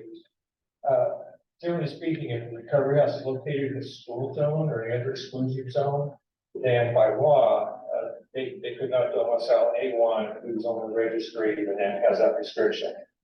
Now, in the state of Maine, all of our recovery houses screen, and they screen for various levels of criminality. I mean, they're taking residents into their home. They'd be very interested to know what a person's background is. They do take people directly from the Department of Corrections or Canada County. They do, but they're also screened. I don't know of one instance in Maine where a person on the registry, you want to refer to them as a sex offender, you can, I don't use that term, has found residency in a marked certified recovery house. Plus, in the years we've been operating here, we have never had incidents such as the rightful understandable fear that some of these citizens might have. But let me ask Ron to speak directly to how they handle that here. So, we do screen out for such offenders, before they come in, the screening department, for that, and check the registry for that, so that isn't going to be happening. And violent offenses that might be domestic violence, like, or, you know, like really bad stuff, but not. And it's going to get stricter. I didn't want to get into the details of honestly where we are headed for this place, but it's an old nursing home. it's equipped to do much more than what it's currently set out to do. So there is a game, plan in that down the line for treatment. All right, we started off with,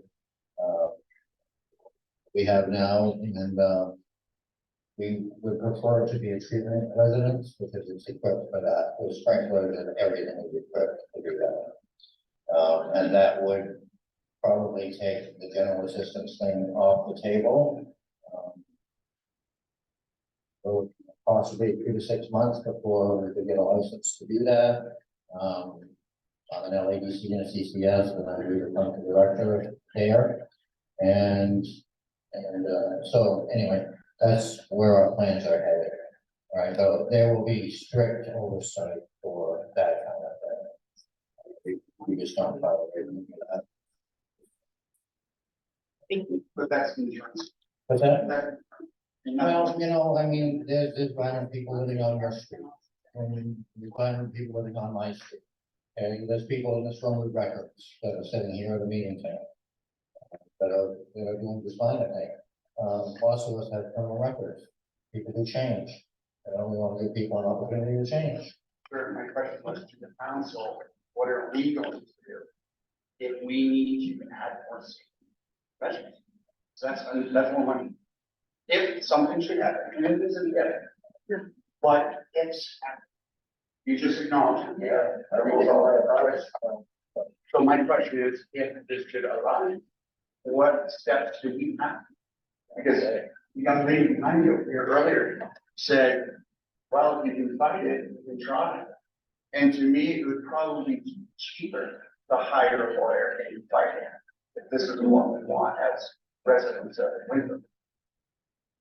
Thank you very much. Something definitely to keep it taken into I have consideration. one quick question, not the same topic, is, and it's, are we worried about increased property value?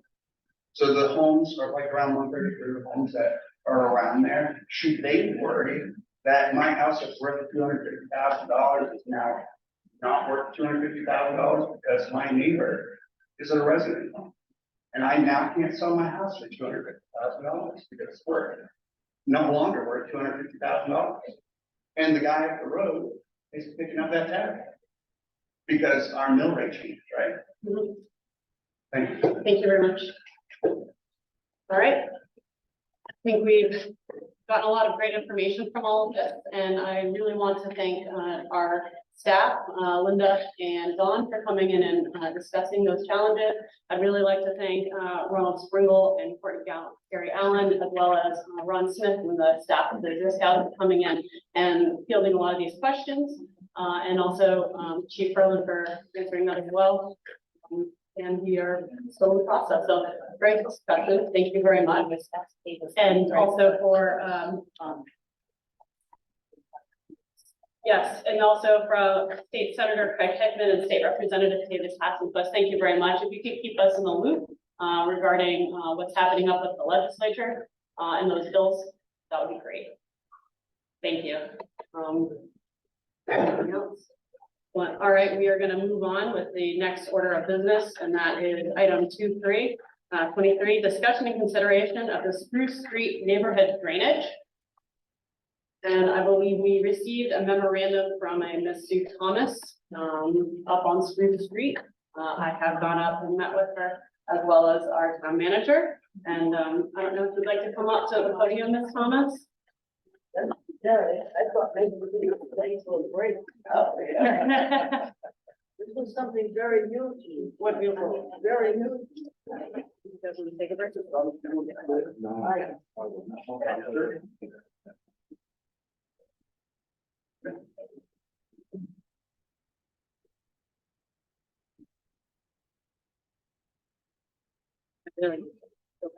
Thank everybody.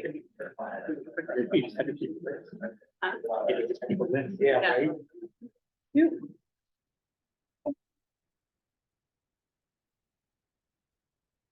right? I'm really Then use microphone, use the mic. I think, my people, I don't know if it's all news, but they were all. I don't know. going through.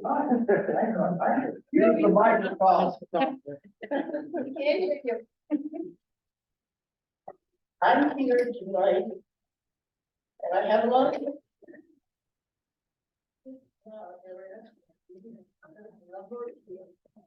Right now, I feel like we're talking about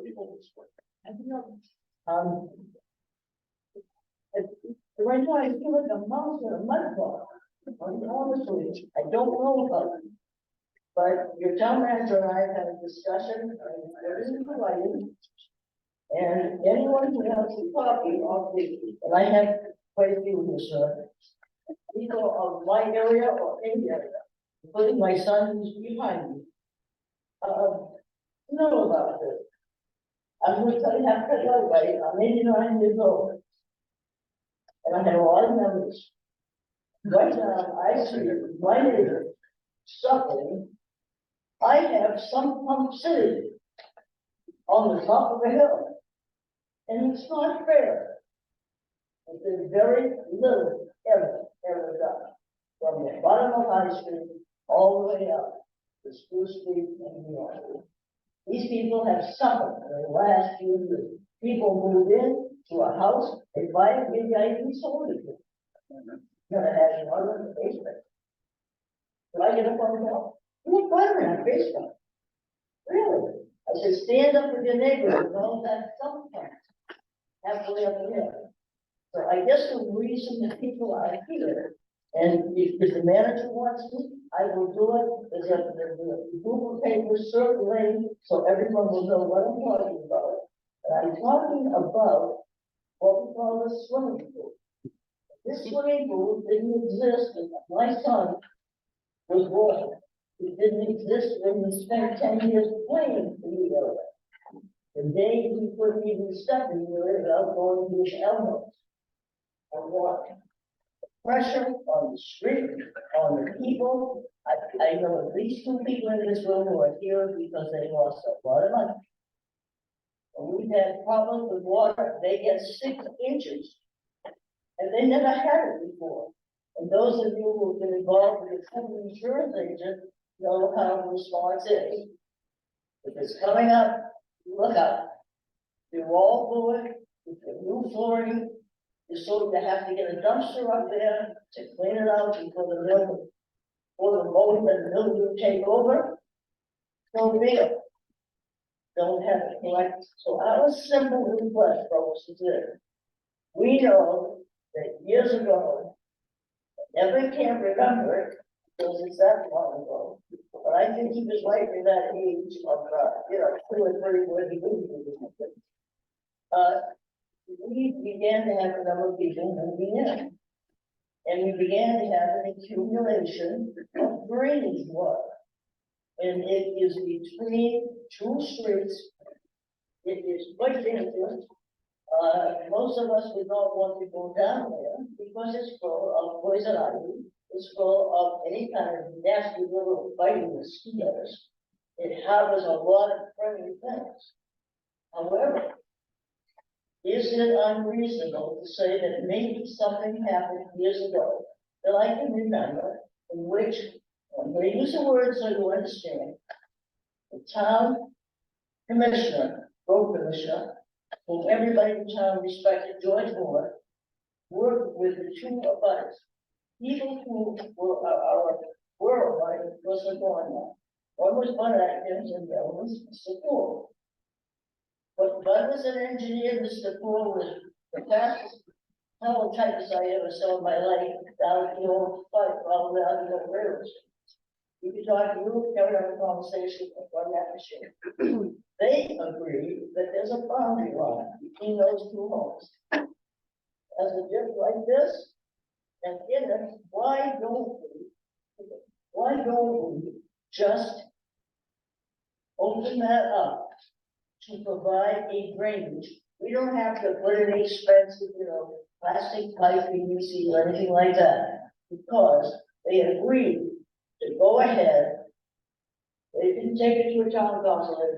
They said, let's get a bulldozer up there, and let's just make that bulldozer and elevated land goes down to where a lot of drains. we will create a drainage ditch.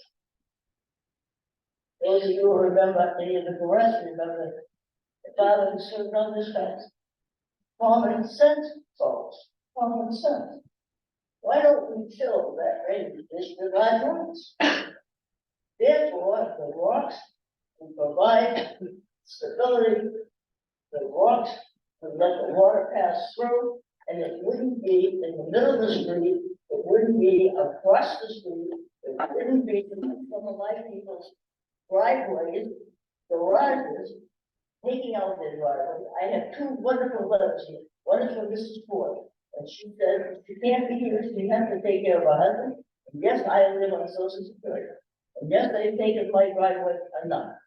And I have people who help me, but I still have to pay for it. And that's all they have, Social Security. Which is on the driveway. When the water goes, it goes right across through Ginny Boyer's backyard. She couldn't even get in her backyard until August of last year. Why? Why does this happen? Now, what used to be in the Atkins house, and many of you guys around here played in, played up there. He has it running underneath his driveway, has it down on top of his driveway, he has it through his garage. Well, he's 60 years later, let's not face it. Those rocks have done their job. All they need is a guy competent with a small machine to win. Lift the rocks on either side. By the way, the owners applaud, and they're here and they will stand up and applaud. Okay? Take the rocks, let's clean out the ditch. Let's put the rocks back in for another 60 years. And I mean, we don't have to have a lot of expense. With life expense here. Now, those of you who are still up there know what I'm talking about. We got an 8, and I've got pictures to support it. We have 8 sheer ice up there. The road commissioner has done what he can do. He tries to get the sand on it, but you know what happens when it rains? Sand goes off. Where does it go? Right across towards you, look out underneath King at the junction of the Elbows. I think and that's right. Took it right out. Took it right out. You can see underneath it. You can see the water coming across the road. The water coming underneath it. Okay? Look out. All we're asking for. He's gonna stand here with you and tell you it's on private property, but it's even good. Already. It's on private property. It's operating perfectly 60 years. Common sense. Let's make it another 60 years. Save the money. These people will no longer have some pumps that stop because they wear out. So what? They get 60 the water in their basement. Somebody here knows your head right now. Okay? Oh. Just can I add one thing for you there? And I know exactly where the water is coming from. And basically it all comes from all the way over to middle school, comes all the way down and the additional construction, the additional roads. Pine Street and Spruce Street Extension was never built where it was supposed to be. It's 2 feet lower than the road was supposed to build, which was 60 years ago. The problem is it needs new drainage around there. In between these 2 houses, that's where all the water runs from both streets. If the town can just go in there, dig that out, and it doesn't even have to be perfect because everybody knows make a big ditch. You're gonna have to add some additional culverts up by John's house when they redid the hill that comes down where people now slide off and go into his lawn. That needs to be turned the other way. It needs to have the drainage on the inside. So really, basically from Charlie's house, almost all the way down, it really should be ditched. Hopefully it's coming. Yeah, Evan, if you want to chime in. I just, my question is, I don't doubt that we need to do something. When you brought this up to me, I'm thinking, I and understand it. I understand about drainage and adding new developments into the town and how they change the topography of everything and the water does run off. My questioning would be, is the landowners of the ditch that exists there now, is to get something written legally before we go onto their property and do something that we don't hold the town liable for anything that's damaged or not damaged based on their view. I mean, I think it's, we need to do something. You know, you've got a piece of property which that they inherited, it had this drainage right through it.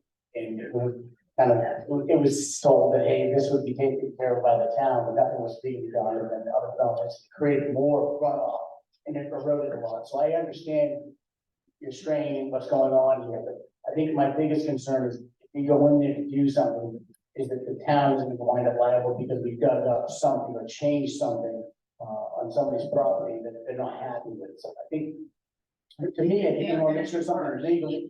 No, but you know what I'm saying? We didn't leave it appropriate, right? And so we just need to do something legally written. In my view, is I say we do something, but we need to have something legally written to make sure that we're not held accountable down the road. And then for years to come, if we can maintain it, then we can still maintain it, therefore, down the road. May I address that as one of the landowners? Yes. I'm Virginia Bagnoy and I live at 11 Hillside. This is Don Curry, who lives right next to me. I know where And the ditch goes between us. As far as I'm concerned, you have my permission to come in, and if you want it in writing, I'll give it to you in writing. And I think Don would do the same thing. I just wanted to say, I lived in that house since 2015. And for about the first 6 years, yes, there was water and it was an issue, but the last couple of years have been really, really bad. And a couple of years ago, the town came in, they redug the ditches along our road, but they also did whatever they did up above us on Spruce Street. They have caused twice as much water to come down in my yard and Don's yard between us, and it's just getting worse and worse. And for the last 2 years, I've had water in my basement, which I never had there. Yeah, and in fairness to our town workers, they do work very hard, and I've got water in my basement and never had, so we've got a lot of water. But I'm Oh, not- I know, I'm I not mean, they doubting- did what they could do. Yeah, and I'm not doubting that we've got. Yeah, I don't doubt that we need to do something, I just saying, I think our town, they're trying to, it's within their rights if they can, but I think legally we need to make sure we have Right. something in writing, so we jump on something. And we can do that. Super. But what's happening is, and it's a problem for the whole road, because instead of the water going down and going into the ditch, it's going down Donnie's driveway, it's going down my driveway, right down the road and taking out the road. Every year, and making huge ice, so. Understood. Right. Understood. And in case anybody cares, our stop sign is falling down because the water took it out. Done. Done, straight. All right. Thank you, Donnie. Okay. John wants to say that. He might be able to answer. I just wanted to play a little bit devil's advocate here because this is one neighborhood, right, within the town. So is it your contention, because it was done way before I was around, obviously. Your contention is the town had originally done something that has resulted in this issue now, and you guys are asking for the town then to remedy it. Is that correct? People were started 6 years ago. I wasn't there 6 years ago, but I don't know what was done, but I know what happened now. I would just like to ask if there was any kind of, is this, according to your paperwork, it was a verbal agreement? There was no paperwork drawn up, or was Spruce Street, the extension of it accepted by the town as a town road, or is it just the result? So reading through this, I'm asking if this was just a verbal agreement, or was there any kind of paperwork drawn up through the town? And so then the acceptance of Spruce Street, was there an acceptance through the town for Spruce Street? So just the expansion and inclusion of building new homes. If you drive up there, you assume that it is a subdivision, but it's not. Mr. Maxwell had the big chicken farm, right up there on Skunk Hill. And anytime somebody wanted to buy something, like a piece of land, he'd say, well, just show me what you want. And we'll mark it off. We'll mark it off and get something done. So the lots are uneven. We don't have a lovely subdivision pattern to show you which we did, but we get along just fine. However, this, all we're asking for is not too much expense, because you have to be thinking, but let's give these people what they're paying for. My brother will not drive his car up that street. I guess my only concern with it not too much expense is if it were to open up to all residents across the town and start putting in requests for personal property for the digging of dishes, that could amount to a lot of an expense. This has an precedent. I mean, if you suddenly want something now, I can't address it, okay, and I do want John to speak. It would just seem to me that if we could get someone, maybe, and I'm not supposed to name names, but there are guys that have very much experience with land, they understand it, they understand drainage and the material in the land. Oh, and I was in the real estate business for 40 years, so I'm very acquainted. And go in there, and I truly believe at a maximum, the hard work will be done in a half a day. Then the rest of it would be getting that open up, drying up, and then letting rocks be dry, bringing it back. Now bring it up. I guess my only other concern is in the memo that you included it saying that it was buried many years ago and that became acceptable to the landowners. So if this is not, in the memorandum you included, you stated that it was buried many years ago, which became acceptable to the landowners. So my concern is now, as well as if we were to be a town, if we were as a town to go in and remedy that solution, who's to be responsible for the maintenance of it if it's private property? 60 years from now. Somebody else's problem. I think there might be a little confusion about the work on the private property, which would be the ditching between the homes. Then are the rest of the roads up there public? Yes. They are, okay, so the town would be responsible in any case for ditching along the roadsides. And what you're asking, Sue, is for ditching on private property between the homes, because it's something that apparently George Moore, agreed to do at one time in the past. And now these movements. So that's on the private property.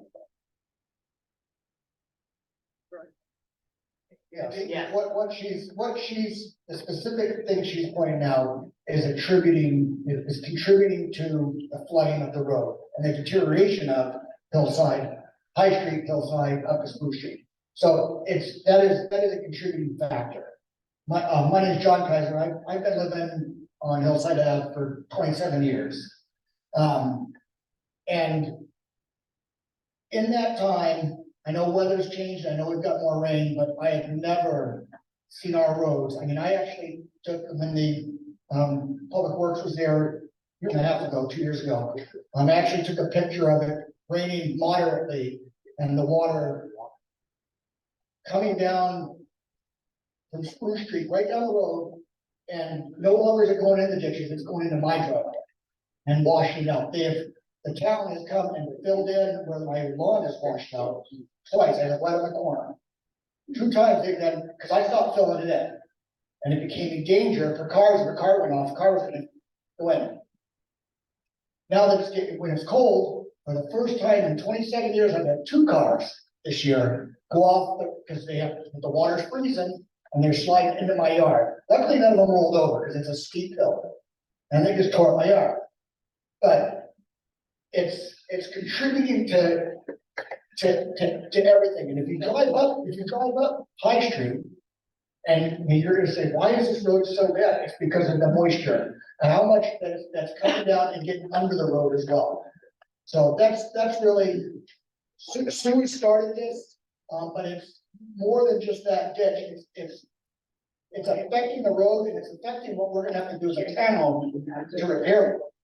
and it's not gonna get less expensive. Right. So it's my understanding that this is management of runoff water from the road, correct? Or ditching.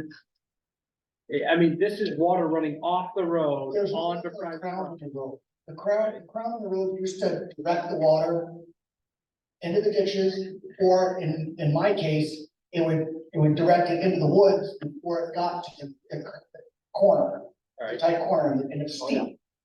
That's no longer there. Is this paved or is this dirt? No, this is paved. Okay. So, and I think a lot of that has to do with the buildup of moisture underneath the road, I mean, and the heating that's happening, the settling, you know, just the normal stuff, and it's just been exacerbated, it's just happened more now. And Are there alternative ways to deal with it other than that one ditch or? You know, well, the ditch, all right, so the ditch is on the uphill side of the road. I live on the downhill side. What used to flow into the ditch is now coming, you know, and from the ditch that she's talking about. Yeah. So what used to go away is now all coming down to the road. So the ditches are working at some else, but you know what they're doing? The water's taking the path of least resistance, so it's using driveways. Instead of ditches, instead of going over lawns and going down driveways, it's going down the road. Let me help you out. Enough to see it before this night is to understand, it is a side of the hill. Yeah. It is a bit of a side of the hill, okay?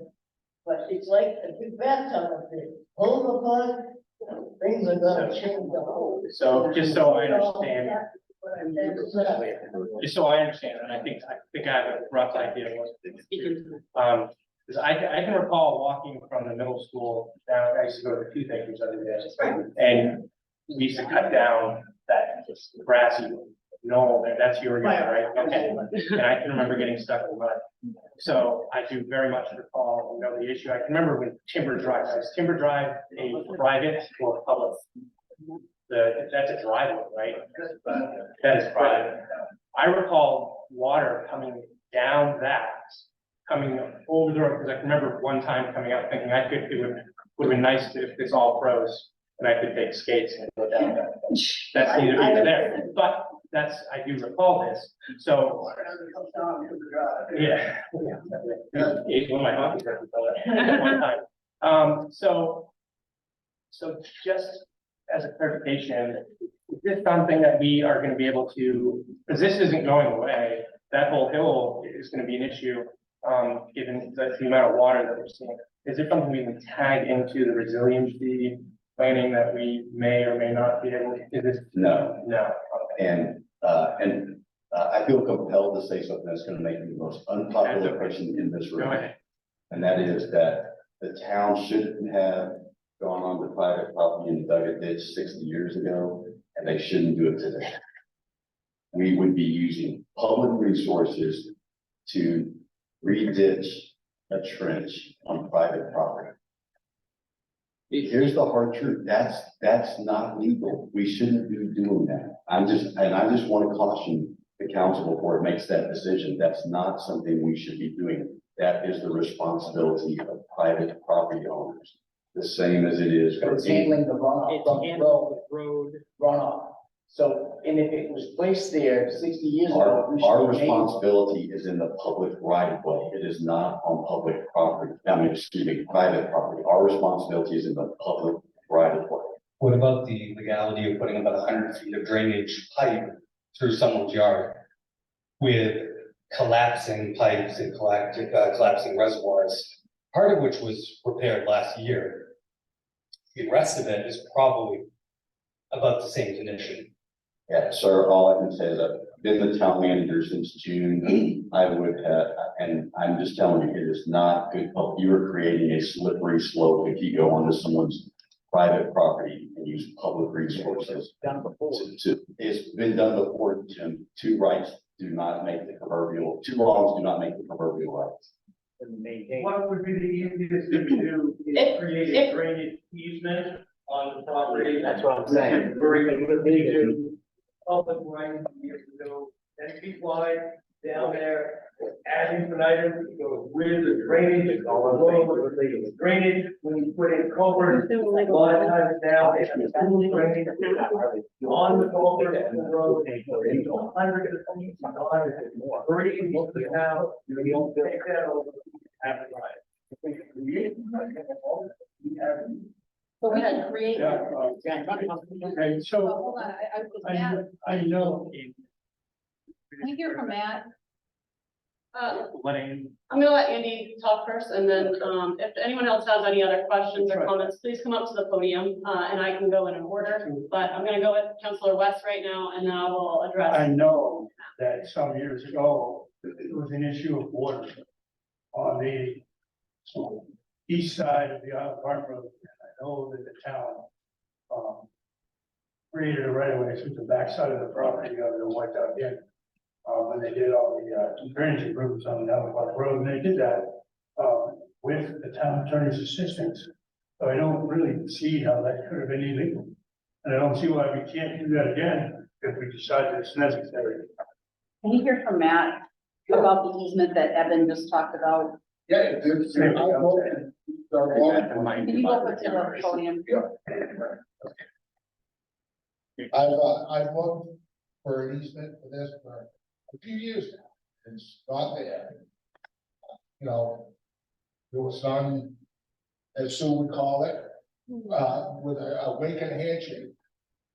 Yeah, I can't spend public resources on private property without, at least without an easement. Right. But what's gonna, just for an example, Linda, if you had a drainage problem on your property and it was running out into the town road, and you just said, okay, I'm gonna create an easement, give the town authorization to fix this. And they'll have a 10-foot right of way to get through there, and my problem solved. You know, that's just what I'm a little concerned about, how this may progress into something more than just this one area. What are you gonna do, lose the corner right there, instead? You're gonna lose that public corner right there? It looks like, well, you didn't see it, well, I am going to sports. All right, we have another comment question. Hello, I'm Shelby Braithwood. I live on 3 Hillside Ave, so I'm the first house there, right at that intersection. We bought the house in 2018, it's pretty exciting. But, the first year that we were there was a little bit of water in the basement that spring. Just like normal, like first time homeowners are like, all right, a little bit of water, we'll take care of it. We don't have a pump or anything. We have a drainage, like a hole in the ground that takes it out. The year after that, I remember that was when it first really flooded up to the bottom of our staircase, and my husband was taking buckets of water from downstairs, throwing it up the stairs and throwing it outside. Again, we were like, oh, first time homeowners, this is just what it is. This past year, I noticed when our kids play out back, it went from grassy area to just mud everywhere. Even during like midsummer, it's just mud back there, so they can't play at all. And then I do have video and photo evidence of last May where the water took out our, like we have a paved driveway a little bit, and then we have a dirt part next to it. They took out all the dirt there. I believe I called, I can't remember exactly, I know I called insurance and asked about it. I think I called the water district, because I had no idea who do I call about this, why it's not draining or whatever. And they just said like, it's not covered. And then we paid to get that refilled. We paid to have someone come and do like the roto groover or whatever, so to keep up with the draining, because it wasn't draining fast enough through our basement.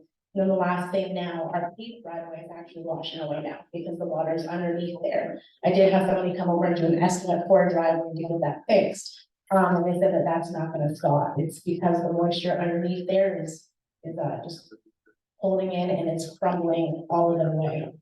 So there's been multiple things that we've done to put payment into thinking, this is just what happens when you own a home.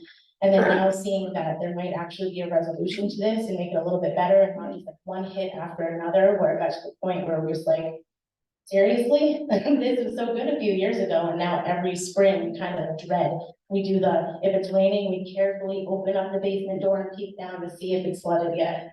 Because we're so upset with that. So I know you guys see that it is a concern, and I appreciate that, but I just would hope that there is something that we can do to maybe resolve it instead of putting hundreds of thousands of dollars each year to either repair the driveway, or, you know, we even did, someone suggested, well, maybe it's the pine needles, like, make sure you keep up on that. So we did all the raking, had that removed, still the same thing. So we're trying as hard as we can to keep up with it.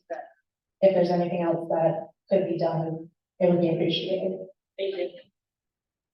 I have a question for you actually before we go. Yes. So you're on the top side. Yeah, we're on the very first, The other side. yeah, so we're the first one, he's the next one there. Is the water coming up from where the tower is? Yeah, it runs down from the. Right down that hill, okay. Oh, that comes, it's all coming into my backyard. Yeah, but it is all coming off that hill It all down, that comes what used to from- be a dirt road, is paved now. Trees, whatever, it's all comes into my backyard. And how much of And then the, it used to run between the houses. how much does the winter utility owe you there? Any idea? No? Okay. All right, thank you. Oh, yeah. Just want to make sure we're right on back to. I'm not asking for you guys to dig a ditch in my yard. That's not what I want the problem start where it started. Because if my sump pump shuts off for more than 6 hours, I'll have to put water in myself. I can't put anything in myself. I've lost 2 furnaces. I haven't asked anybody to pay for that. I pay for that. I just would like the problem fixed where it started, that's all. I don't care what the ditch, I can dig a ditch. That's not a problem where it started. Hello, my name is Eric Gunderson, and I live on 3 Spruce Street. And I did experience when, I've talked to this gentleman before in my yard, when they came up the road and I believe tried to like semi-re-ditch, I mean, maybe scraped like an inch of ground off around there. But the problem to me is that the water, which is ruining our town road, if you've driven up there, or if you haven't, please take a drive on. It's ruining our road. So my thing is the water that's ruining the road the town pays for, needs to have a place to go. And right now, it's not going in the old ditches. I've been up there for 3 years, and you can see where there seem to be ditches here and there, but they have not been maintained. They haven't been cleaned, they haven't been cleared, so the water doesn't go anywhere. One instance that I saw when they came up to kind of clean up the old ditches, they outright said to me, well, she didn't want us to touch her yard, so we didn't. I didn't know that was an option. I thought that is a road right of way, like the edge of our yard. And I'm a single teacher who pays my mortgage, and, you know, it's not just in the spring, it's in the fall. It's all year round. I have come home to a foot of water. My dogs, my 3 children are in the basement. They have a room down there. And, you know, when I came home from school, there was a foot of water in my basement. And this was this fall. You know, it really feels like the water really comes out from the roadway across from my home and leads in. There's constantly sand.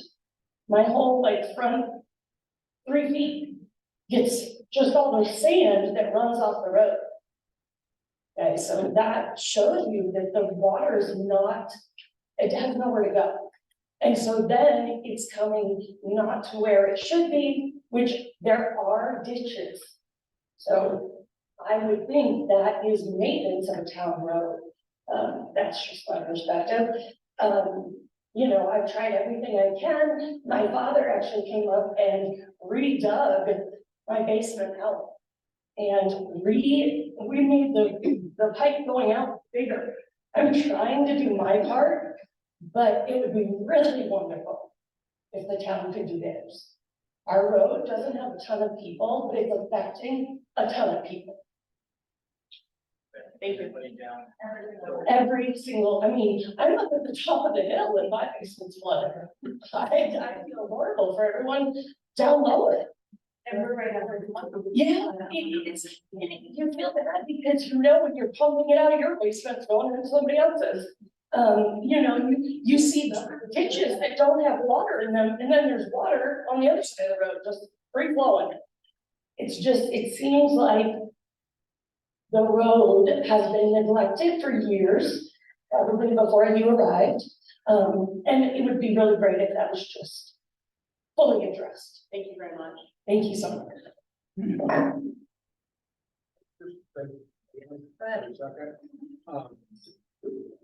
My crew and I were out there, not last summer, the summer before, and we dug the ditches all the way to the top of the hill on High Street, all the way up hillside, all the way on Spruce. So as far as maintenance goes, come on, we just did that.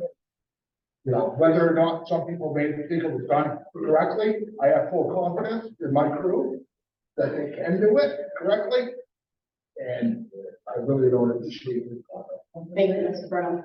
Is the water running into the ditches?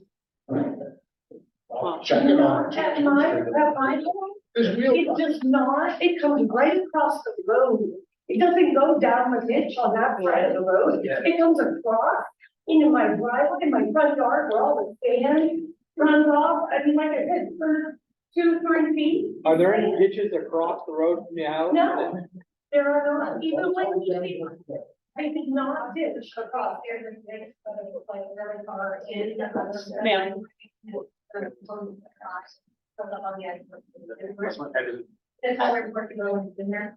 I'd like to refrain from, just random comments from the audience. If we could please bring it up to the podium and keep it up to there. So we think we still have other business tonight. If we could keep it moving along, please. Thank you. My name is Ken Thomas, and I am the husband of the previous speaker down there. Every time I go to a meeting of this nature, and people have talked and talked and talked, about that time, the glaze in the eyes of the town council, there's credit that they haven't really gone to sleep yet. I'd like to bring sort of some summation here. Number one is, I didn't know, every year, we all thought, oh, they'll fix the road this year, they'll fix the road this year. Well, it never happened. So then I dug around a little bit and I found out, A, there is no plan to fix the road, to re-engineer the road, and B, there is no money ever put into the town budget for either a study or some sort of plan to solve the problem. Now, it could be that a lot of people don't see it as a problem. You would if you lived there. So I encourage the town council to A, consider establishing a plan of how to solve the problem. And B, from that, try to get an estimate to complete that project satisfactorily. Otherwise, next year, it will be, well, maybe they're gonna fix the road next year or the year after. I'll be 90 in 3 weeks. I can't wait until maybe you're gonna fix the road next year. So please consider establishing a plan. You don't have to do anything. Get a plan, figure out where you're gonna go, find out what's going on, find out if you can put it in the budget, put it in the budget, and let's get this thing kicked off and solved. I do want to sit there and just acknowledge your comments, sir, and say thank you for that. I do believe that we do have a road plan in works, and that is also including sidewalks and culverts and road shims for more technical terms that I'm not really familiar with. But that is something that we are working on to include ditching as well. So thank you. Go ahead, sir. My name is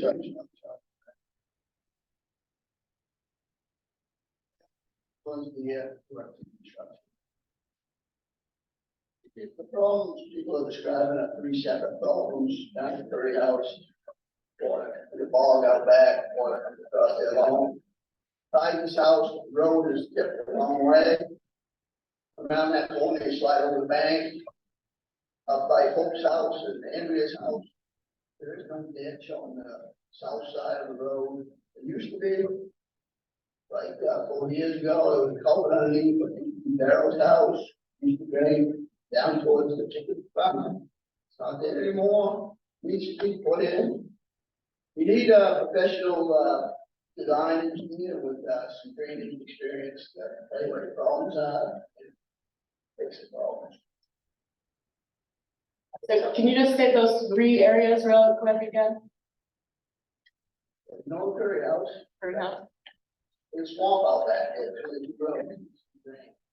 For those of us who have only been around for a short time, can you give me like some addresses that goes I got to a Curry question. House and the Adams house? And so I got a question for Charlie, because I know we know the area just as well as most folks there. I used to play up on that hill as much as anybody else, so. Would your opinion be that with the study, it serves better to have a study and have the road reconstructed with some better ditching than to use this old ditching that's between these properties? Yeah, no, it's a design problem. Right. You can't just keep the open and these conditions.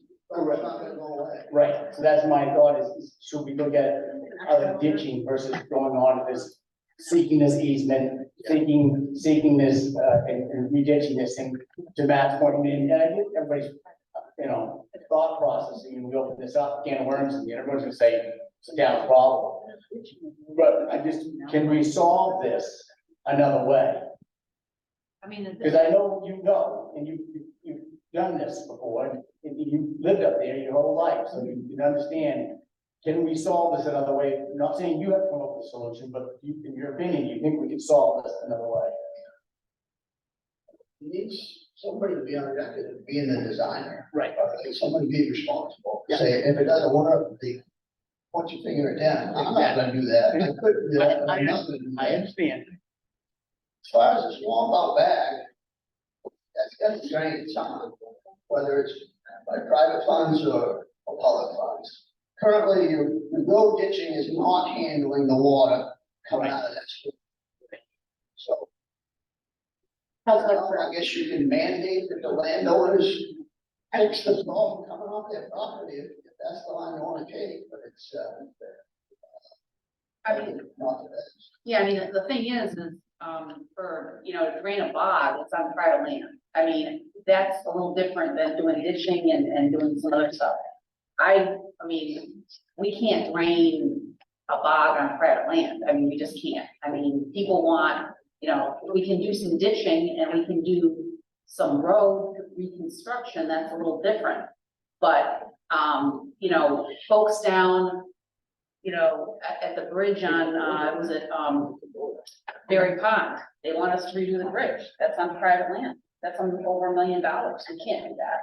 But I mean, if we can do ditching, that will help with the road. That's a whole nother story. Mass Boys have done a nice job with replacing culverts. Yeah, I mean, but touching bogs and drain bogs on private land, I mean, So one thing, we have discussed, I believe already once before, having a road engineer come out. Right. With the council, and I think that the council had decided that it was pretty expensive, given the costs of inflation and everything that we've been dealing with for our taxpayers and the rising budget already. I think we've already discussed that. Am I incorrect in saying that, Anthony? No, I actually advocated that and you guys shut that down.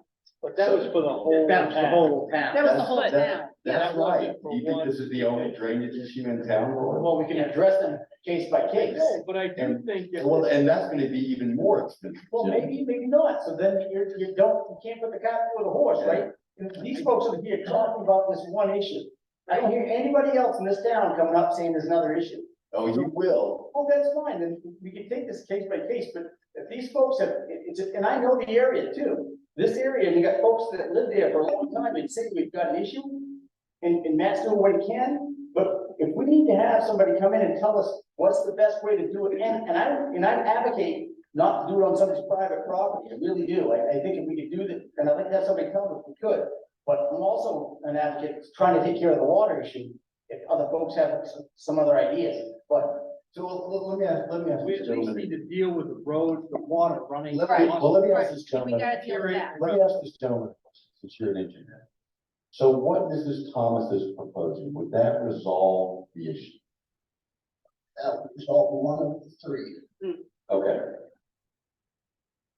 So, and that, what, and just, for the record, I think the DEP would probably take a dim view of us trying to drain a bog. So I'm not sure that that's, It's not a ball. well, if it's a wetland of any sort. But, no, wait, I'm not trying to encourage more people to come to the microphone now. So the block is on the corner there, right? Behind the houses, like you have Spruce Street, you have High Street comes down. It's back there. So there's a town drainage pipe that runs through my yard into a gully that goes down to the lower road where it's washing out. So that bog area is actually being created by town drainage pipe. And it's called. Councilor West, you have a comment. All right, here, here's a speaker that actually put his hand up and got permission to talk. Yeah.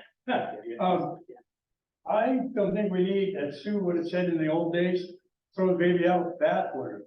Okay, we don't have to refuse to have some kind of a study in that area, because it might be expensive to have a study for the whole town. We can address this one problem at a time. So, and this clearly, there's enough people here that it represents to me that it's a problem that we need to address. Okay, there are two problems. One is re-engineering of the ditches. I'm not saying Matt didn't do a good job. It's possible the ditches aren't correct, deal with the problem. Okay, and then the other is, how do we?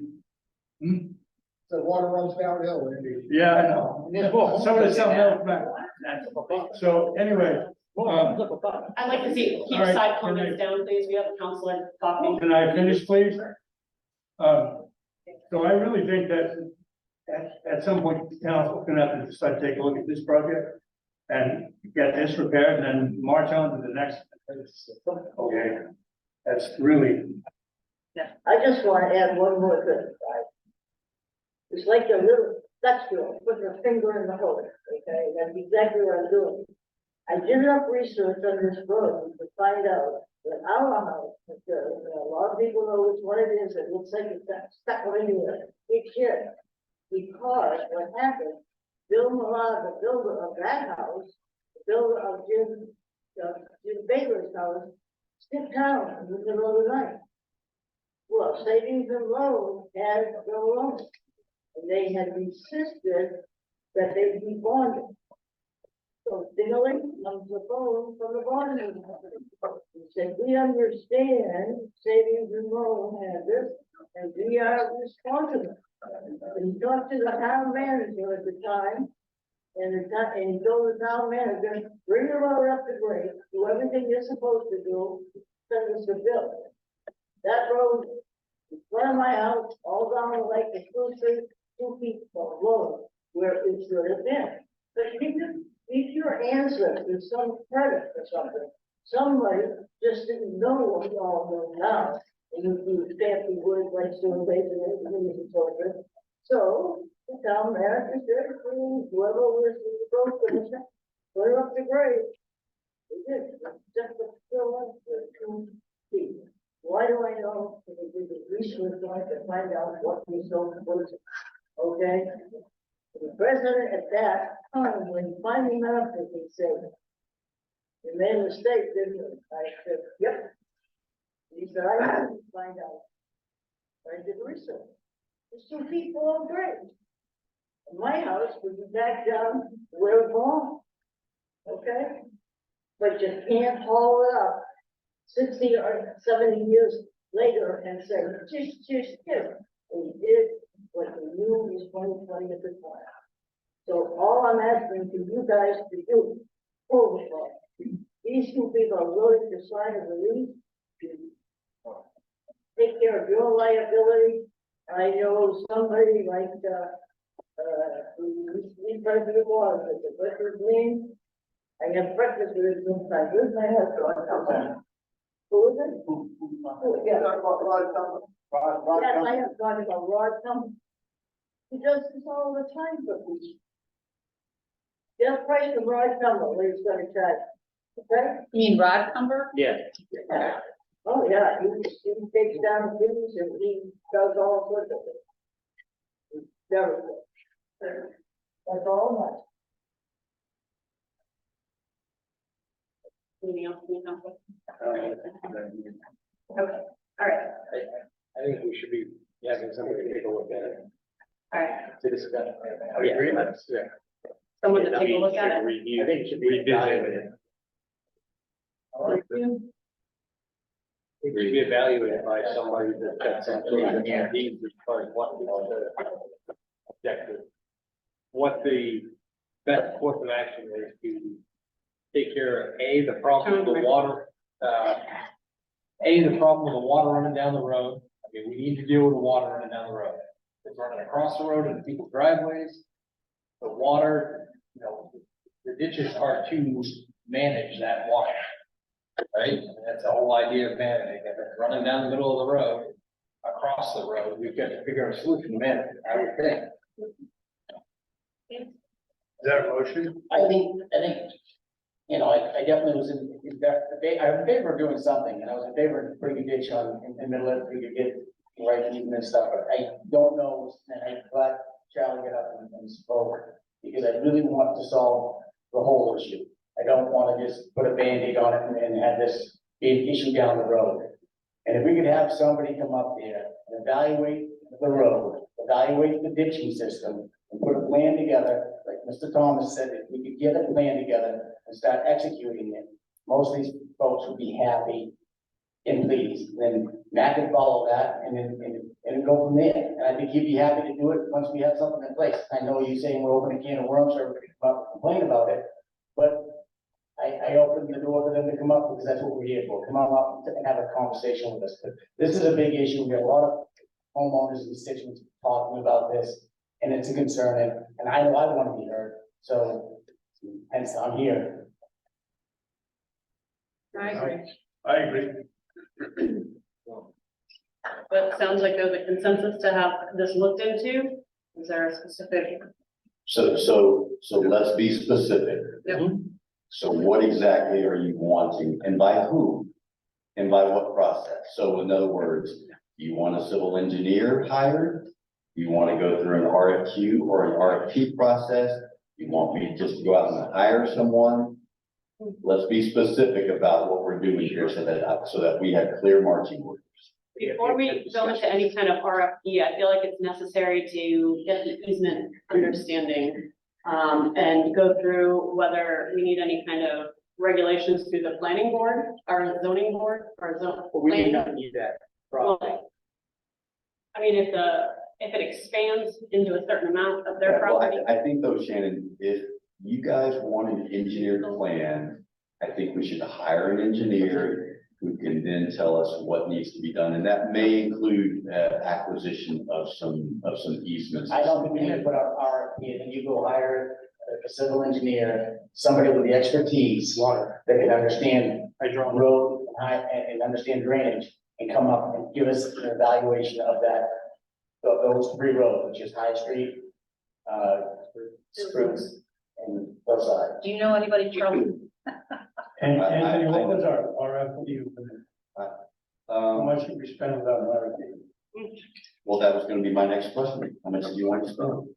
No, that's not the question I asked. No, I know it's not the question that Can you you asked. answer my question? Well, I don't recall. Why don't off you the top of my head. come back with proposals? Yeah, why don't you just go find out, somebody local willing to just give us a number. Go call a couple engineering firms, give us a number, see if somebody's even willing to come do this. And then we'll go from there. Oh, somebody will be there.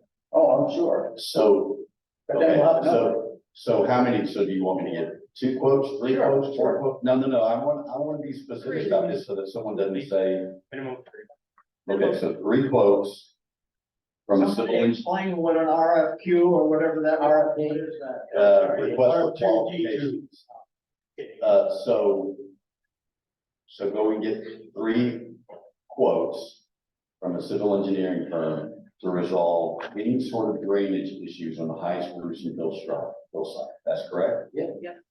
Resolve the drainage issues that we're speaking of. Yeah, they don't have to do all Again, the Royce, high. when I go and I approach an engineering firm, I want to make sure that I'm giving them clear direction so that they can give us good. I wanted to address the spruce and hillside, and which all, it goes, it's gonna have to, High Street's gonna have to be able to handle it too. Once you change a few things, it's gonna change the topography of High Street. So when they put a plan in place, I don't need all of High Street done. I just need this focal area, where these folks live, that they have a drainage issue, to be able to resolve that, but also not affect downward stream. And I think that makes logical sense. I think an engineer will understand that. Right, so address all the High Street is a drainage. Absolutely, man, yeah. Drainage, right? Yeah. From where Taylor's. Yeah. Used to live. Yeah. Right there, there's a pipe that goes down, dumps on the private property, overrun there. Yeah. So, All right, Counselor White has a question, and then I'd like Yeah, to just a wrap comment, this I up. guess. I would really like to see, this encompass a little bit of a larger, issue of the future of drainage issues in this town. I don't know, 133 is a nightmare with water coming off of the same hill. And if we can get it into that resiliency plan and find money anywhere. Yeah, that's not what the resiliency plan is for. They're not going to help us resolve street drainage. We did have, in that, in G. It did not. Drainage. Trust me, I asked about that. I read it. I have, just a question for clarification, right? I think if you're going to address the problems with High Street, okay, you can do the whole thing. And then find out what a segmental plan might be. So phase 1 would be the area that is affecting these people. And the plan B would be the rebuilding, prevent it from being a nightmare. So Bruce, are you saying then that, we should be looking at, a rebuild of High Street as part of a possible proposal? I have been on council, this will be my 3rd year, and High Street has always been an issue. And it's almost like a scourge. There's problems there, they need to be addressed, not only from a speeding standpoint, law enforcement, but also now drainage and the way the road's constructed. So we're gonna do it, get the whole kit and caboodle. And do it in phases, so we have a plan. We can set money aside. That's all. Is High Street on our road plan to address? It is not part of the 5-year plan at this moment. Well, and please don't throw your hands up. The reason that it's not is because we're approaching this not from a standpoint of what necessarily is the street that's in the worst condition, what's the one that people complain about the most. It's how can we get the most bang for our buck and ensuring that we're addressing some roads that need to be repaired.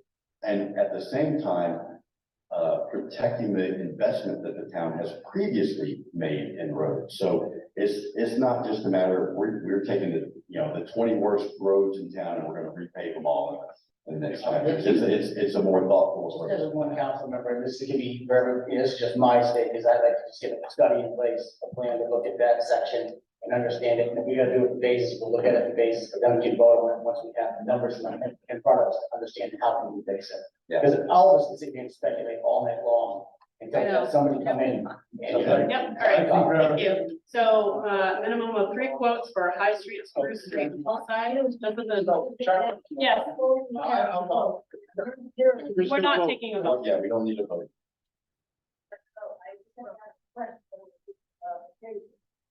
I understood you to say engineering firm, okay? And think, you take the little gal figure out of the wall. You don't need to engineering company. And I think you will agree with me. That, and I know he's familiar with it. What I'm saying is, let's get some of the local folks who know about it, who will probably prefer to figure, and we want to budget that out to somebody else other than to your local administration. So be it. Ms. Thomas? But we've got some people who know their soil. Yes, thank you. They want. Yes. Okay, so those three quotes, this is a new, those already been a request for Charles Street. All right, moving on. Thank you very much for coming in. Appreciate it. Moving on to item 24, consideration of awarding a contract to Dave's Appliance for energy efficiency electrification projects involving HVAC and water heating in response to a request for proposals. Yeah, unfortunately, Mike Ketchum did not meet with us. Initially, we were sort of pressed up against the deadline, but the efficiency main has extended the deadline until October the 1st. So there's no need to rush into this, but it would be helpful if you guys had questions that we know about that, so we can, address those and bring them back to the next council meeting. You all know about the opportunity we have from efficiency main to have up to 90% of the hardware cost paid for and moving our facilities to heat pumps. Efficiency main just changed that, and it's 90% of the project cost. Yeah. Or $12 per square foot, whichever is less. That increase, right? It did increase. Right. And so we got, in response to our RFP, we got 2 responses. By far, Dave's Appliance offered the most rebates at $528,210. And so what we're proposing, and you've got the details in the background memo and then the associated quotes, but what we're proposing is that we would work with Dave's efficiency main and potentially Androscoggin Bank in regards to the initial capital outlay, which would be recouped through those rebates. And there's sort of 2 ways to skin that cat that we can detect at this point.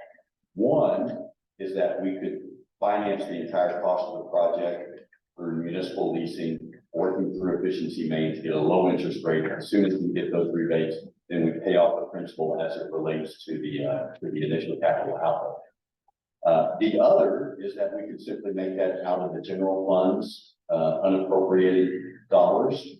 And then we could replenish that with the rebates once we receive the rebates. So, That's and probably, there what will I be no interest. yeah, that's probably what I would do. I mean, if we get the money up front, that's what I would do. So once you get past that initial capital outlay, the amount to be financed would be $185,000. However, keep in mind that this is a budget neutral proposition. So through that municipal leasing program with efficiency main, we use the energy savings that we would realize each year, and we would use those in order to pay off the term of the financing. So you would see change in our utility budget. There is also an opportunity, we've also issued an RFP to convert our municipal facilities, the inside lighting to LED. So there might be an opportunity to pair these 2 programs together and for that financing. It's the exact same proposition. It's budget neutral. And we plan on bringing that proposal to you next month. So with that, do you guys have any questions that we need to address before you be ready to vote? A quick question. On this total amount finance 185, how much is it gonna cost us to finance it? We get enough money in surplus. Why don't we just take it out of surplus?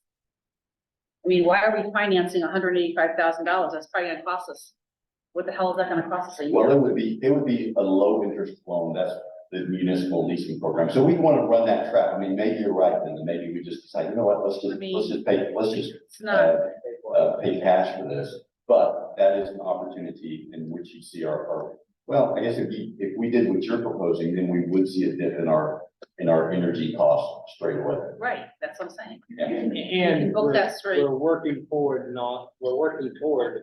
the capital, what are they? Capital reserve. Capital reserve, we're working towards not financing stuff like this. Yeah. I think that might be a good first step. Another option is, by the end of this year, and Bernice and I talked about this, we've got to appropriate the rest of our ARPA funds, which we have about $197,000 in ARPA. So that's Would another. that We be have that allowed list, through right? ARPA funds? I don't see why not. Didn't you say the elevator?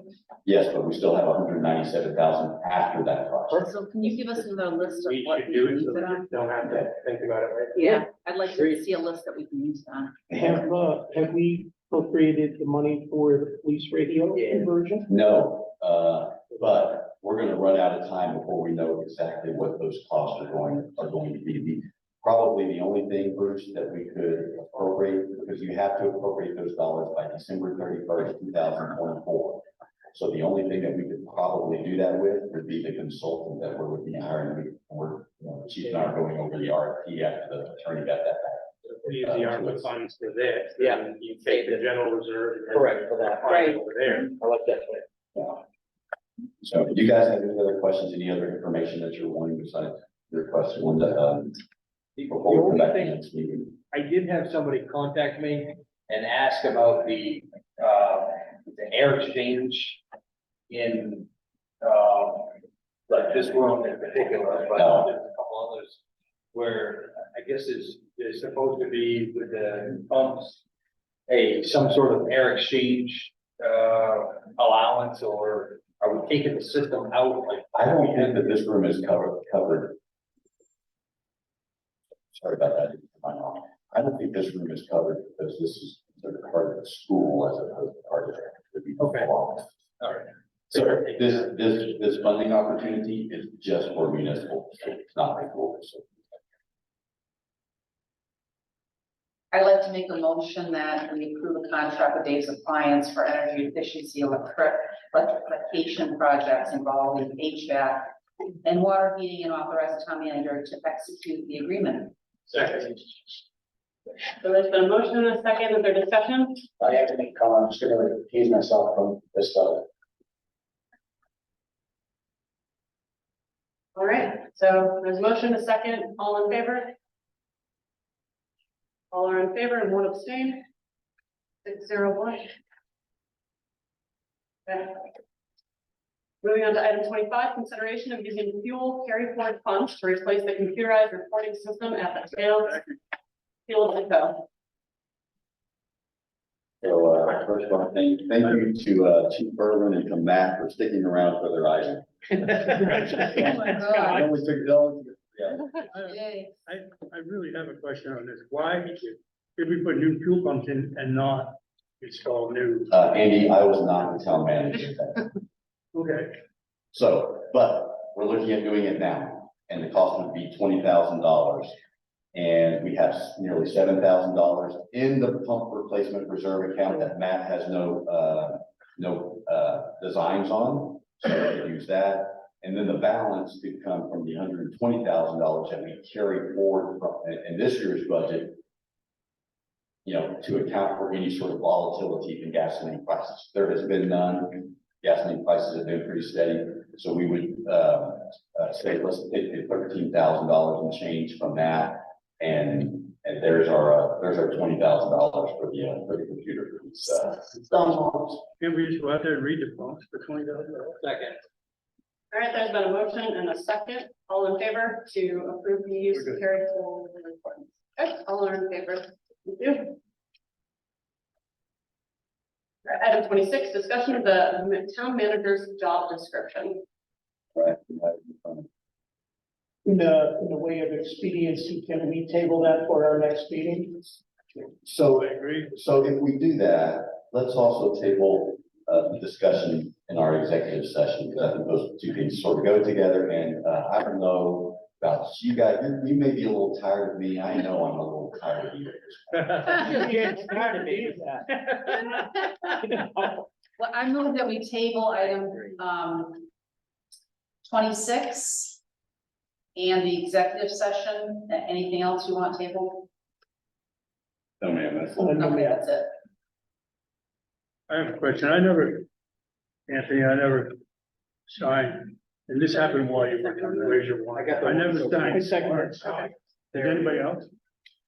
I got questions about. I got them, but I got questions about it. all right.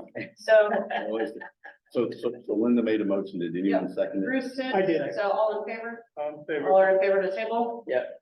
All right, item 27, consideration of disbursement warrants. Is there a motion? So moved. All right. Approve the I have a discussion on, I know it's really late, but I really have to have these, I wrote these down, and I realize it's this late, but I have to have, there's two things I have a question about. Chief Berlin's leaving, but you hopefully can answer. We had Paul, repair the car. There was a Paul's collision, cruiser, yeah, I saw that at X cost. Now, did insurance cover that, are we getting reimbursed for that? We are. We got the check last week. Okay, good. I just saw it outgoing, and the same with, you saw the Doyle's Tree Service that did all the bunch of workforce. Are we covered insurance wise, that we have a reimbursement for that, for $11,500 for them to do the tree work for this last storm? Is there any fundage, whether it's the state or anybody that you can, because that was a storm that was a disaster. Yeah, so Jim,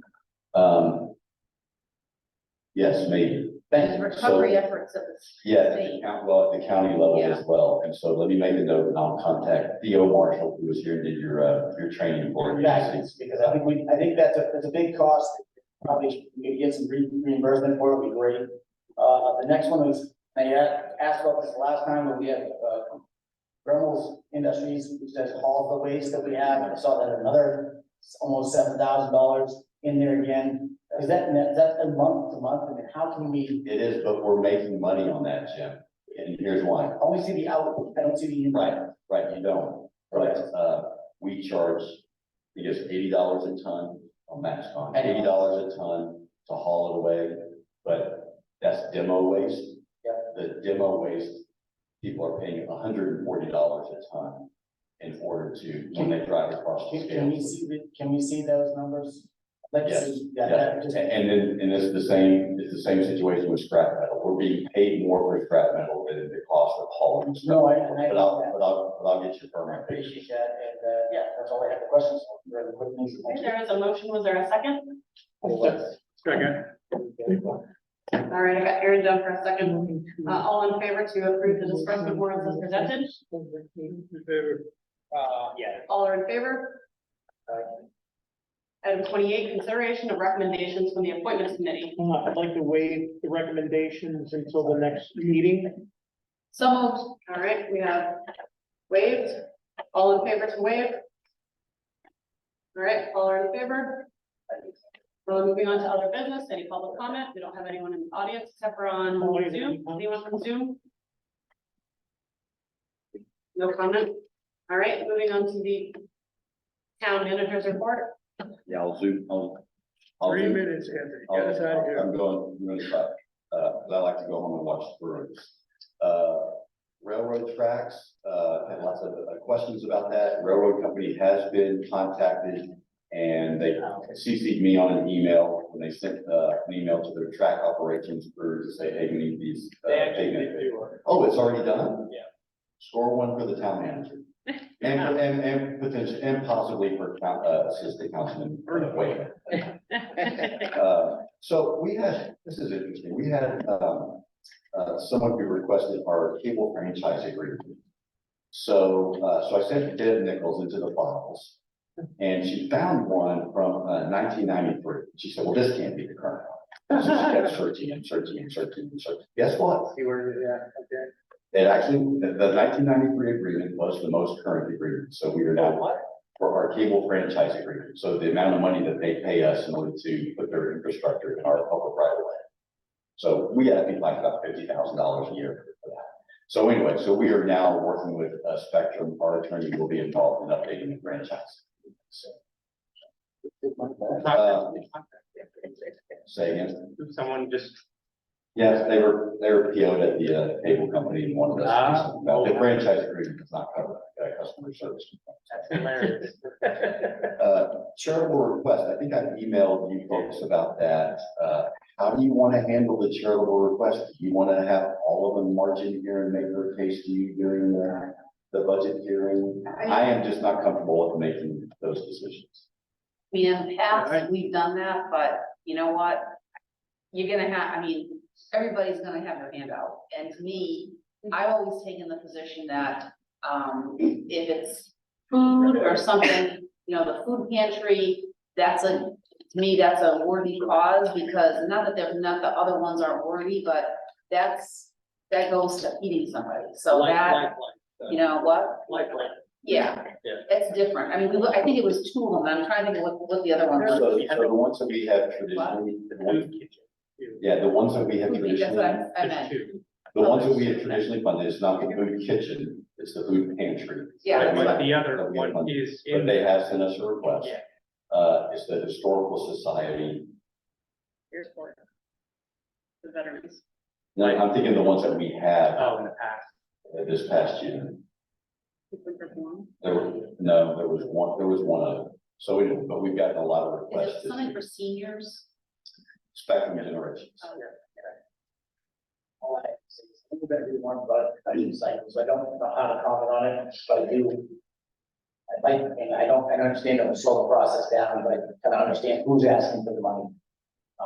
But I do feel like the money that we want to give away is, I want to be, you know, maybe for a lifeline, so. I mean, town council used to give away $10,000 a year, and we literally cut that down to like 1,000 or so. You making that comment, tell me this, can we come up with a number and say, this is what this will agree, and then delegate and then fill it out? Well, no, I'm not. I know, I didn't know You know that. what? You guys need to make that appropriate. Yeah, I mean, I think that's appropriate for the council to make, but to be quite honest, I mean, again, I think, you know, it used to be a lot more money, and I just think, given the tax base, we can't just give it, you know, we gotta be very, in my opinion, very targeted with our money. And if it's something, what?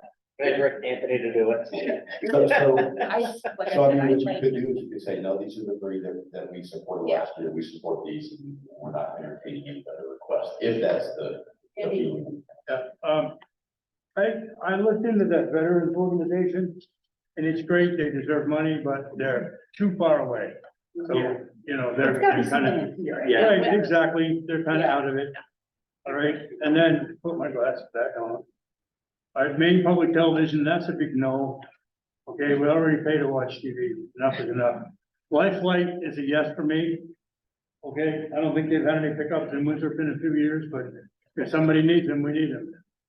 All right, We'll take charge. Insurance pays for that. if they. I don't feel, They're I not really don't. 100% there right now.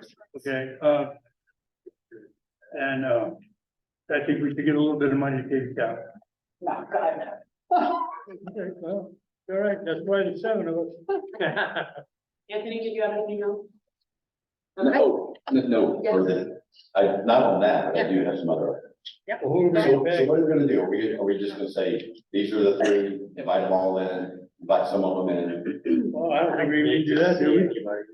Who are we gonna pay? Last year. I think maybe we should make it, you know, say it has to, we should at some point maybe set the rules or guidelines, because it's gonna be beyond right. It has to directly How about this? Who are we gonna pay? directly impact Winthrop citizens Yeah. and then set a cap, and if they meet that, then Kind of like something with the purchasing policy, Yeah. but I for don't see why not. donations. Because otherwise you're gonna, We can definitely come up with a policy for charitable requests. that's what I would Okay. do, that's just. Okay, all right. We're gonna just reach into that bucket of money. Yeah, we don't know yet. We don't know.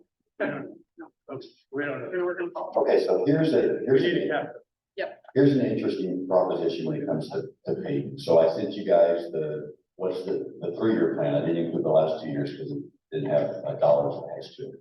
Yep. But, Matt has said for the last 10 to 12 years, all state construction has got our paving project every single year. And last year they did, and it wasn't even close. Pike, which is sort of the 900-pound gorilla in the market, has never bid on Winthrop's paving, even last year when we sent that directly to them.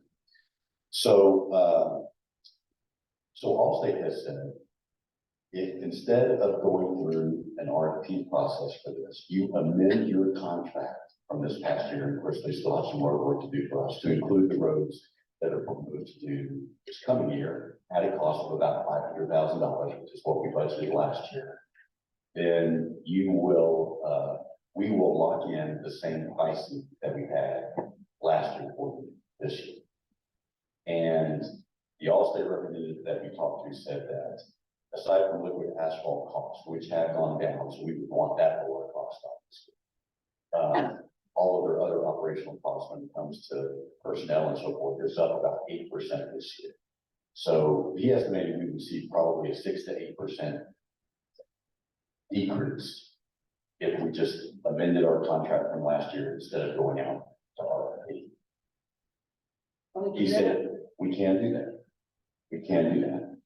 And in fact, if we wanted to, they said, we'll lock in the pricing for the next 3, which this surprised me because I didn't think they would go this far. We'll lock in the last year's pricing for the next 3 years to cover that 3-year plan.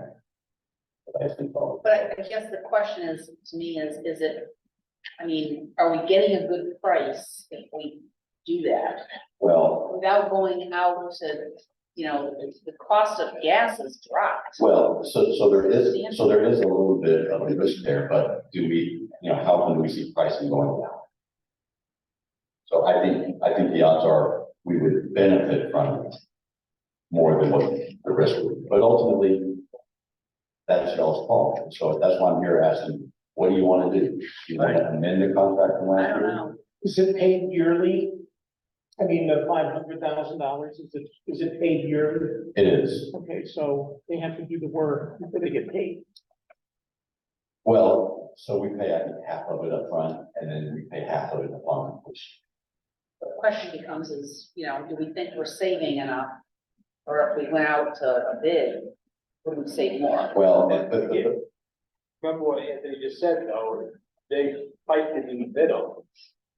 yeah. So Allstate's going to end up with the contract.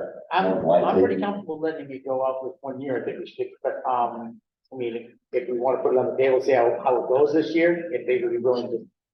I'm willing to extend it after the year for a trial version, but I'd really like to look at how well this plan works and how well they do. Not saying they won't do a bad job, but 3 years makes sense. Well, and again, you know, what we wanted to do was, you know, and it's kind of out there now, we wanted to put it out to bid, and now we've got an opportunity to lock someone in February, which will ensure that we actually get the work done in the summertime. that's what I would like to lock in it for a year. I think it makes sense to lock them in. I'd go 3 years. I think a negotiated bid for 3 years. You know, we're safe, maybe we might save a few pennies if we buy it out. Seems like a long contract. Well, I know, Locked but it's not unprecedented. Spending. Makes it easier to It's a budget. fixed cost. Yeah. Yeah. And it gives them the I thought ability so. to fix it, to work it into their schedule. Right. Well, that's the benefit for them too. That's what Yeah, that, some of get the the money. cost, ability to do that. And they get to show it on the books. Can you ask if they go a little lower? You always just. Well, and I will, because right now, We're gonna, if we liquid lock at asphalt 3, is, ask see if they, yeah, liquid asphalt is $12.50 per ton less now than it was less last year. now, Less. so we should get one hell of a lot more of a paving That's- done for.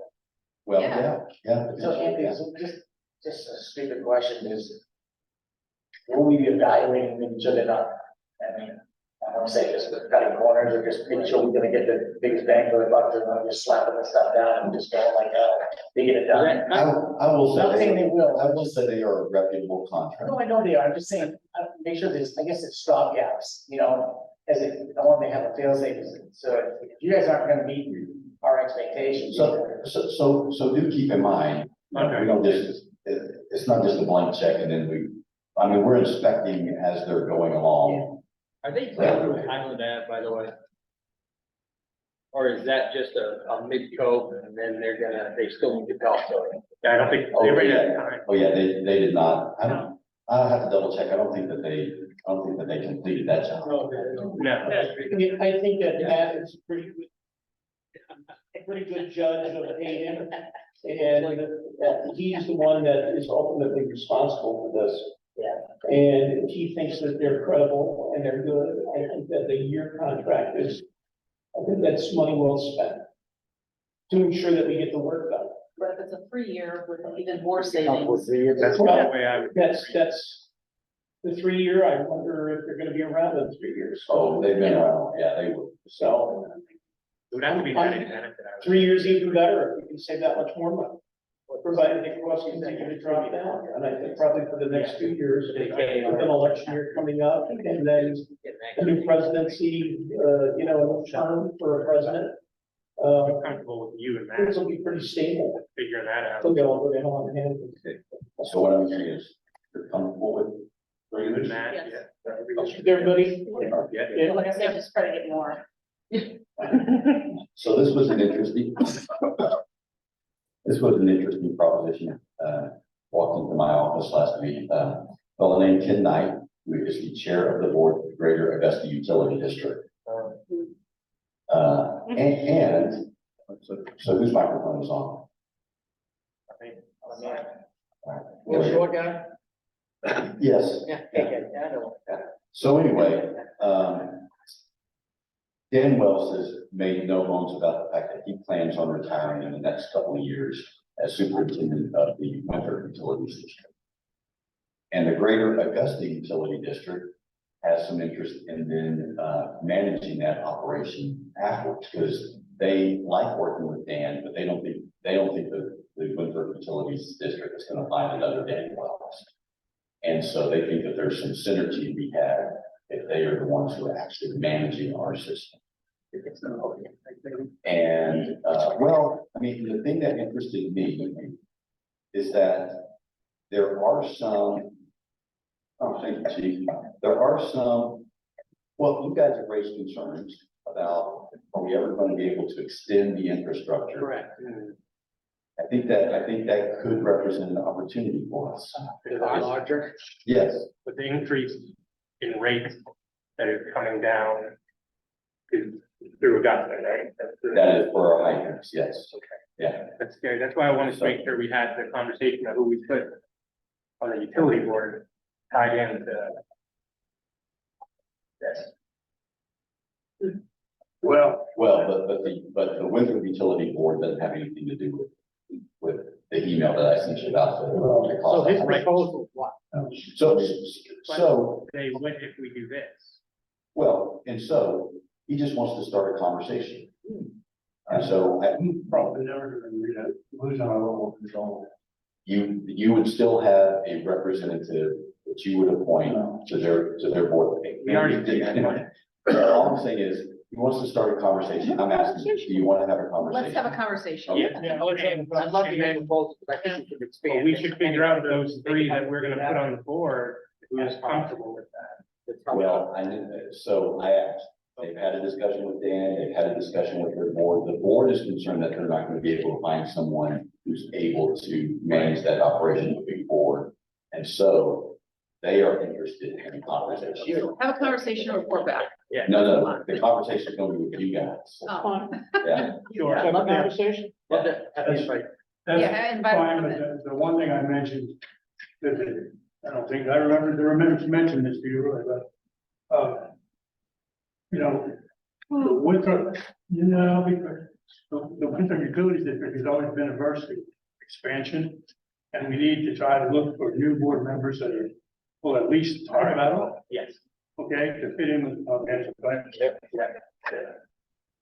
okay, so there's a movement the state is pushing municipalities to move to the .gov domain.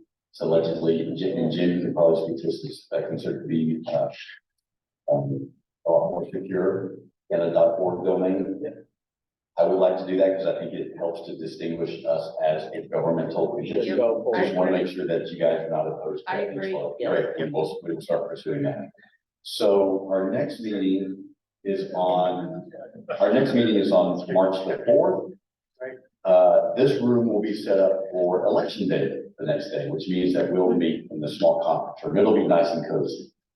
And so here's what we have on the agenda. We'll have the AV proposals for you to consider, and that will involve some ARPA funds as well. We got 2 proposals. we will have the housing grant opportunity that I think, I had emailed you about previously, where we would partner with Manchester and Reedfield, so, on a grant. And so I worked on the grant application on, last week. I sent it to, Steve McDermott, and he suggested some tweaks to it. And so I think, I just want you guys to hear about it. I think it's a good opportunity. We will talk about, potential wage increases for our non-unionized staff along with the salary survey. So I'll send out the data from the salary survey, that I've gathered. And then we will get a request for money from the Friends of Cobussy and the Cobussy Watershed District, for both to make their pitches for money in the city's budget. We're gonna talk about the community resilience program before they come in, right? If we're gonna talk about the Didn't we Anabesco have to talk Dam, about the community resilience program? Yeah, I think we'd have to. I thought it was gonna be today. or do we wanna talk with them with their budget request? Kind of. No, I think we should talk about them. They're the Watershed District is gonna be the resident experts when it comes to the. In March. So, yes, it's the end of March, so we got time. Except by being Roy with the chainsaw. So, and then we'll talk about, town manager, job description and goals. Is there anything else that I'm missing that you guys? have Any think of? conversations with regards to the ladder truck? So, Chief Brooks, he and I talked about that. He'll be prepared to address those questions during our budget. And is the ladder truck in use currently, It is. passing the ladder test? As far as I know. So, All anyway. right, I just have one real quick thing. The dock, the boardwalk at the beach is unsafe, and it's a guarantee somebody's gonna break a leg this summer. And the dock is a life safety issue out there. Okay, I don't know what we're gonna do, but something's gotta happen. So Shannon and I talked about this last week, and, I'm gonna work on an RFP to find out how much it would cost for us to move that pier. I'll go up there. Because I have no idea. So many times, I Well, can't. we once almost had the engineers, the Army Corps of Engineers to do it, and then they had to go. Well, I contacted. They're them. it's never gonna. We have years beyond, get it done. Appreciate that. Great job on the grant. How on about the grant. boardwalk? Is that something our public works crew may be able to take on for project? Oh, interesting. Let me talk to Matt about it. It's a good idea. Well, One more that's thing. interesting.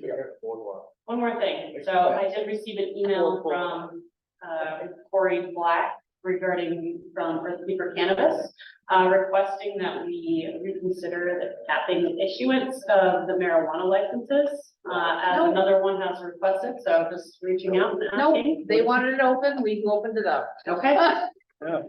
all right. I will let them know. Thank you. If you want a monopoly. I'd like to make a motion to adjourn. Sometimes when you All right. Motion have to good adjourn. things, sometimes it's good to keep All it. right. Thank you. Yes, thank you very much. You asked for it.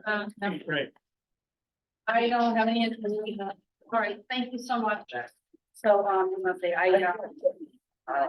Coletta, you are. that was fun.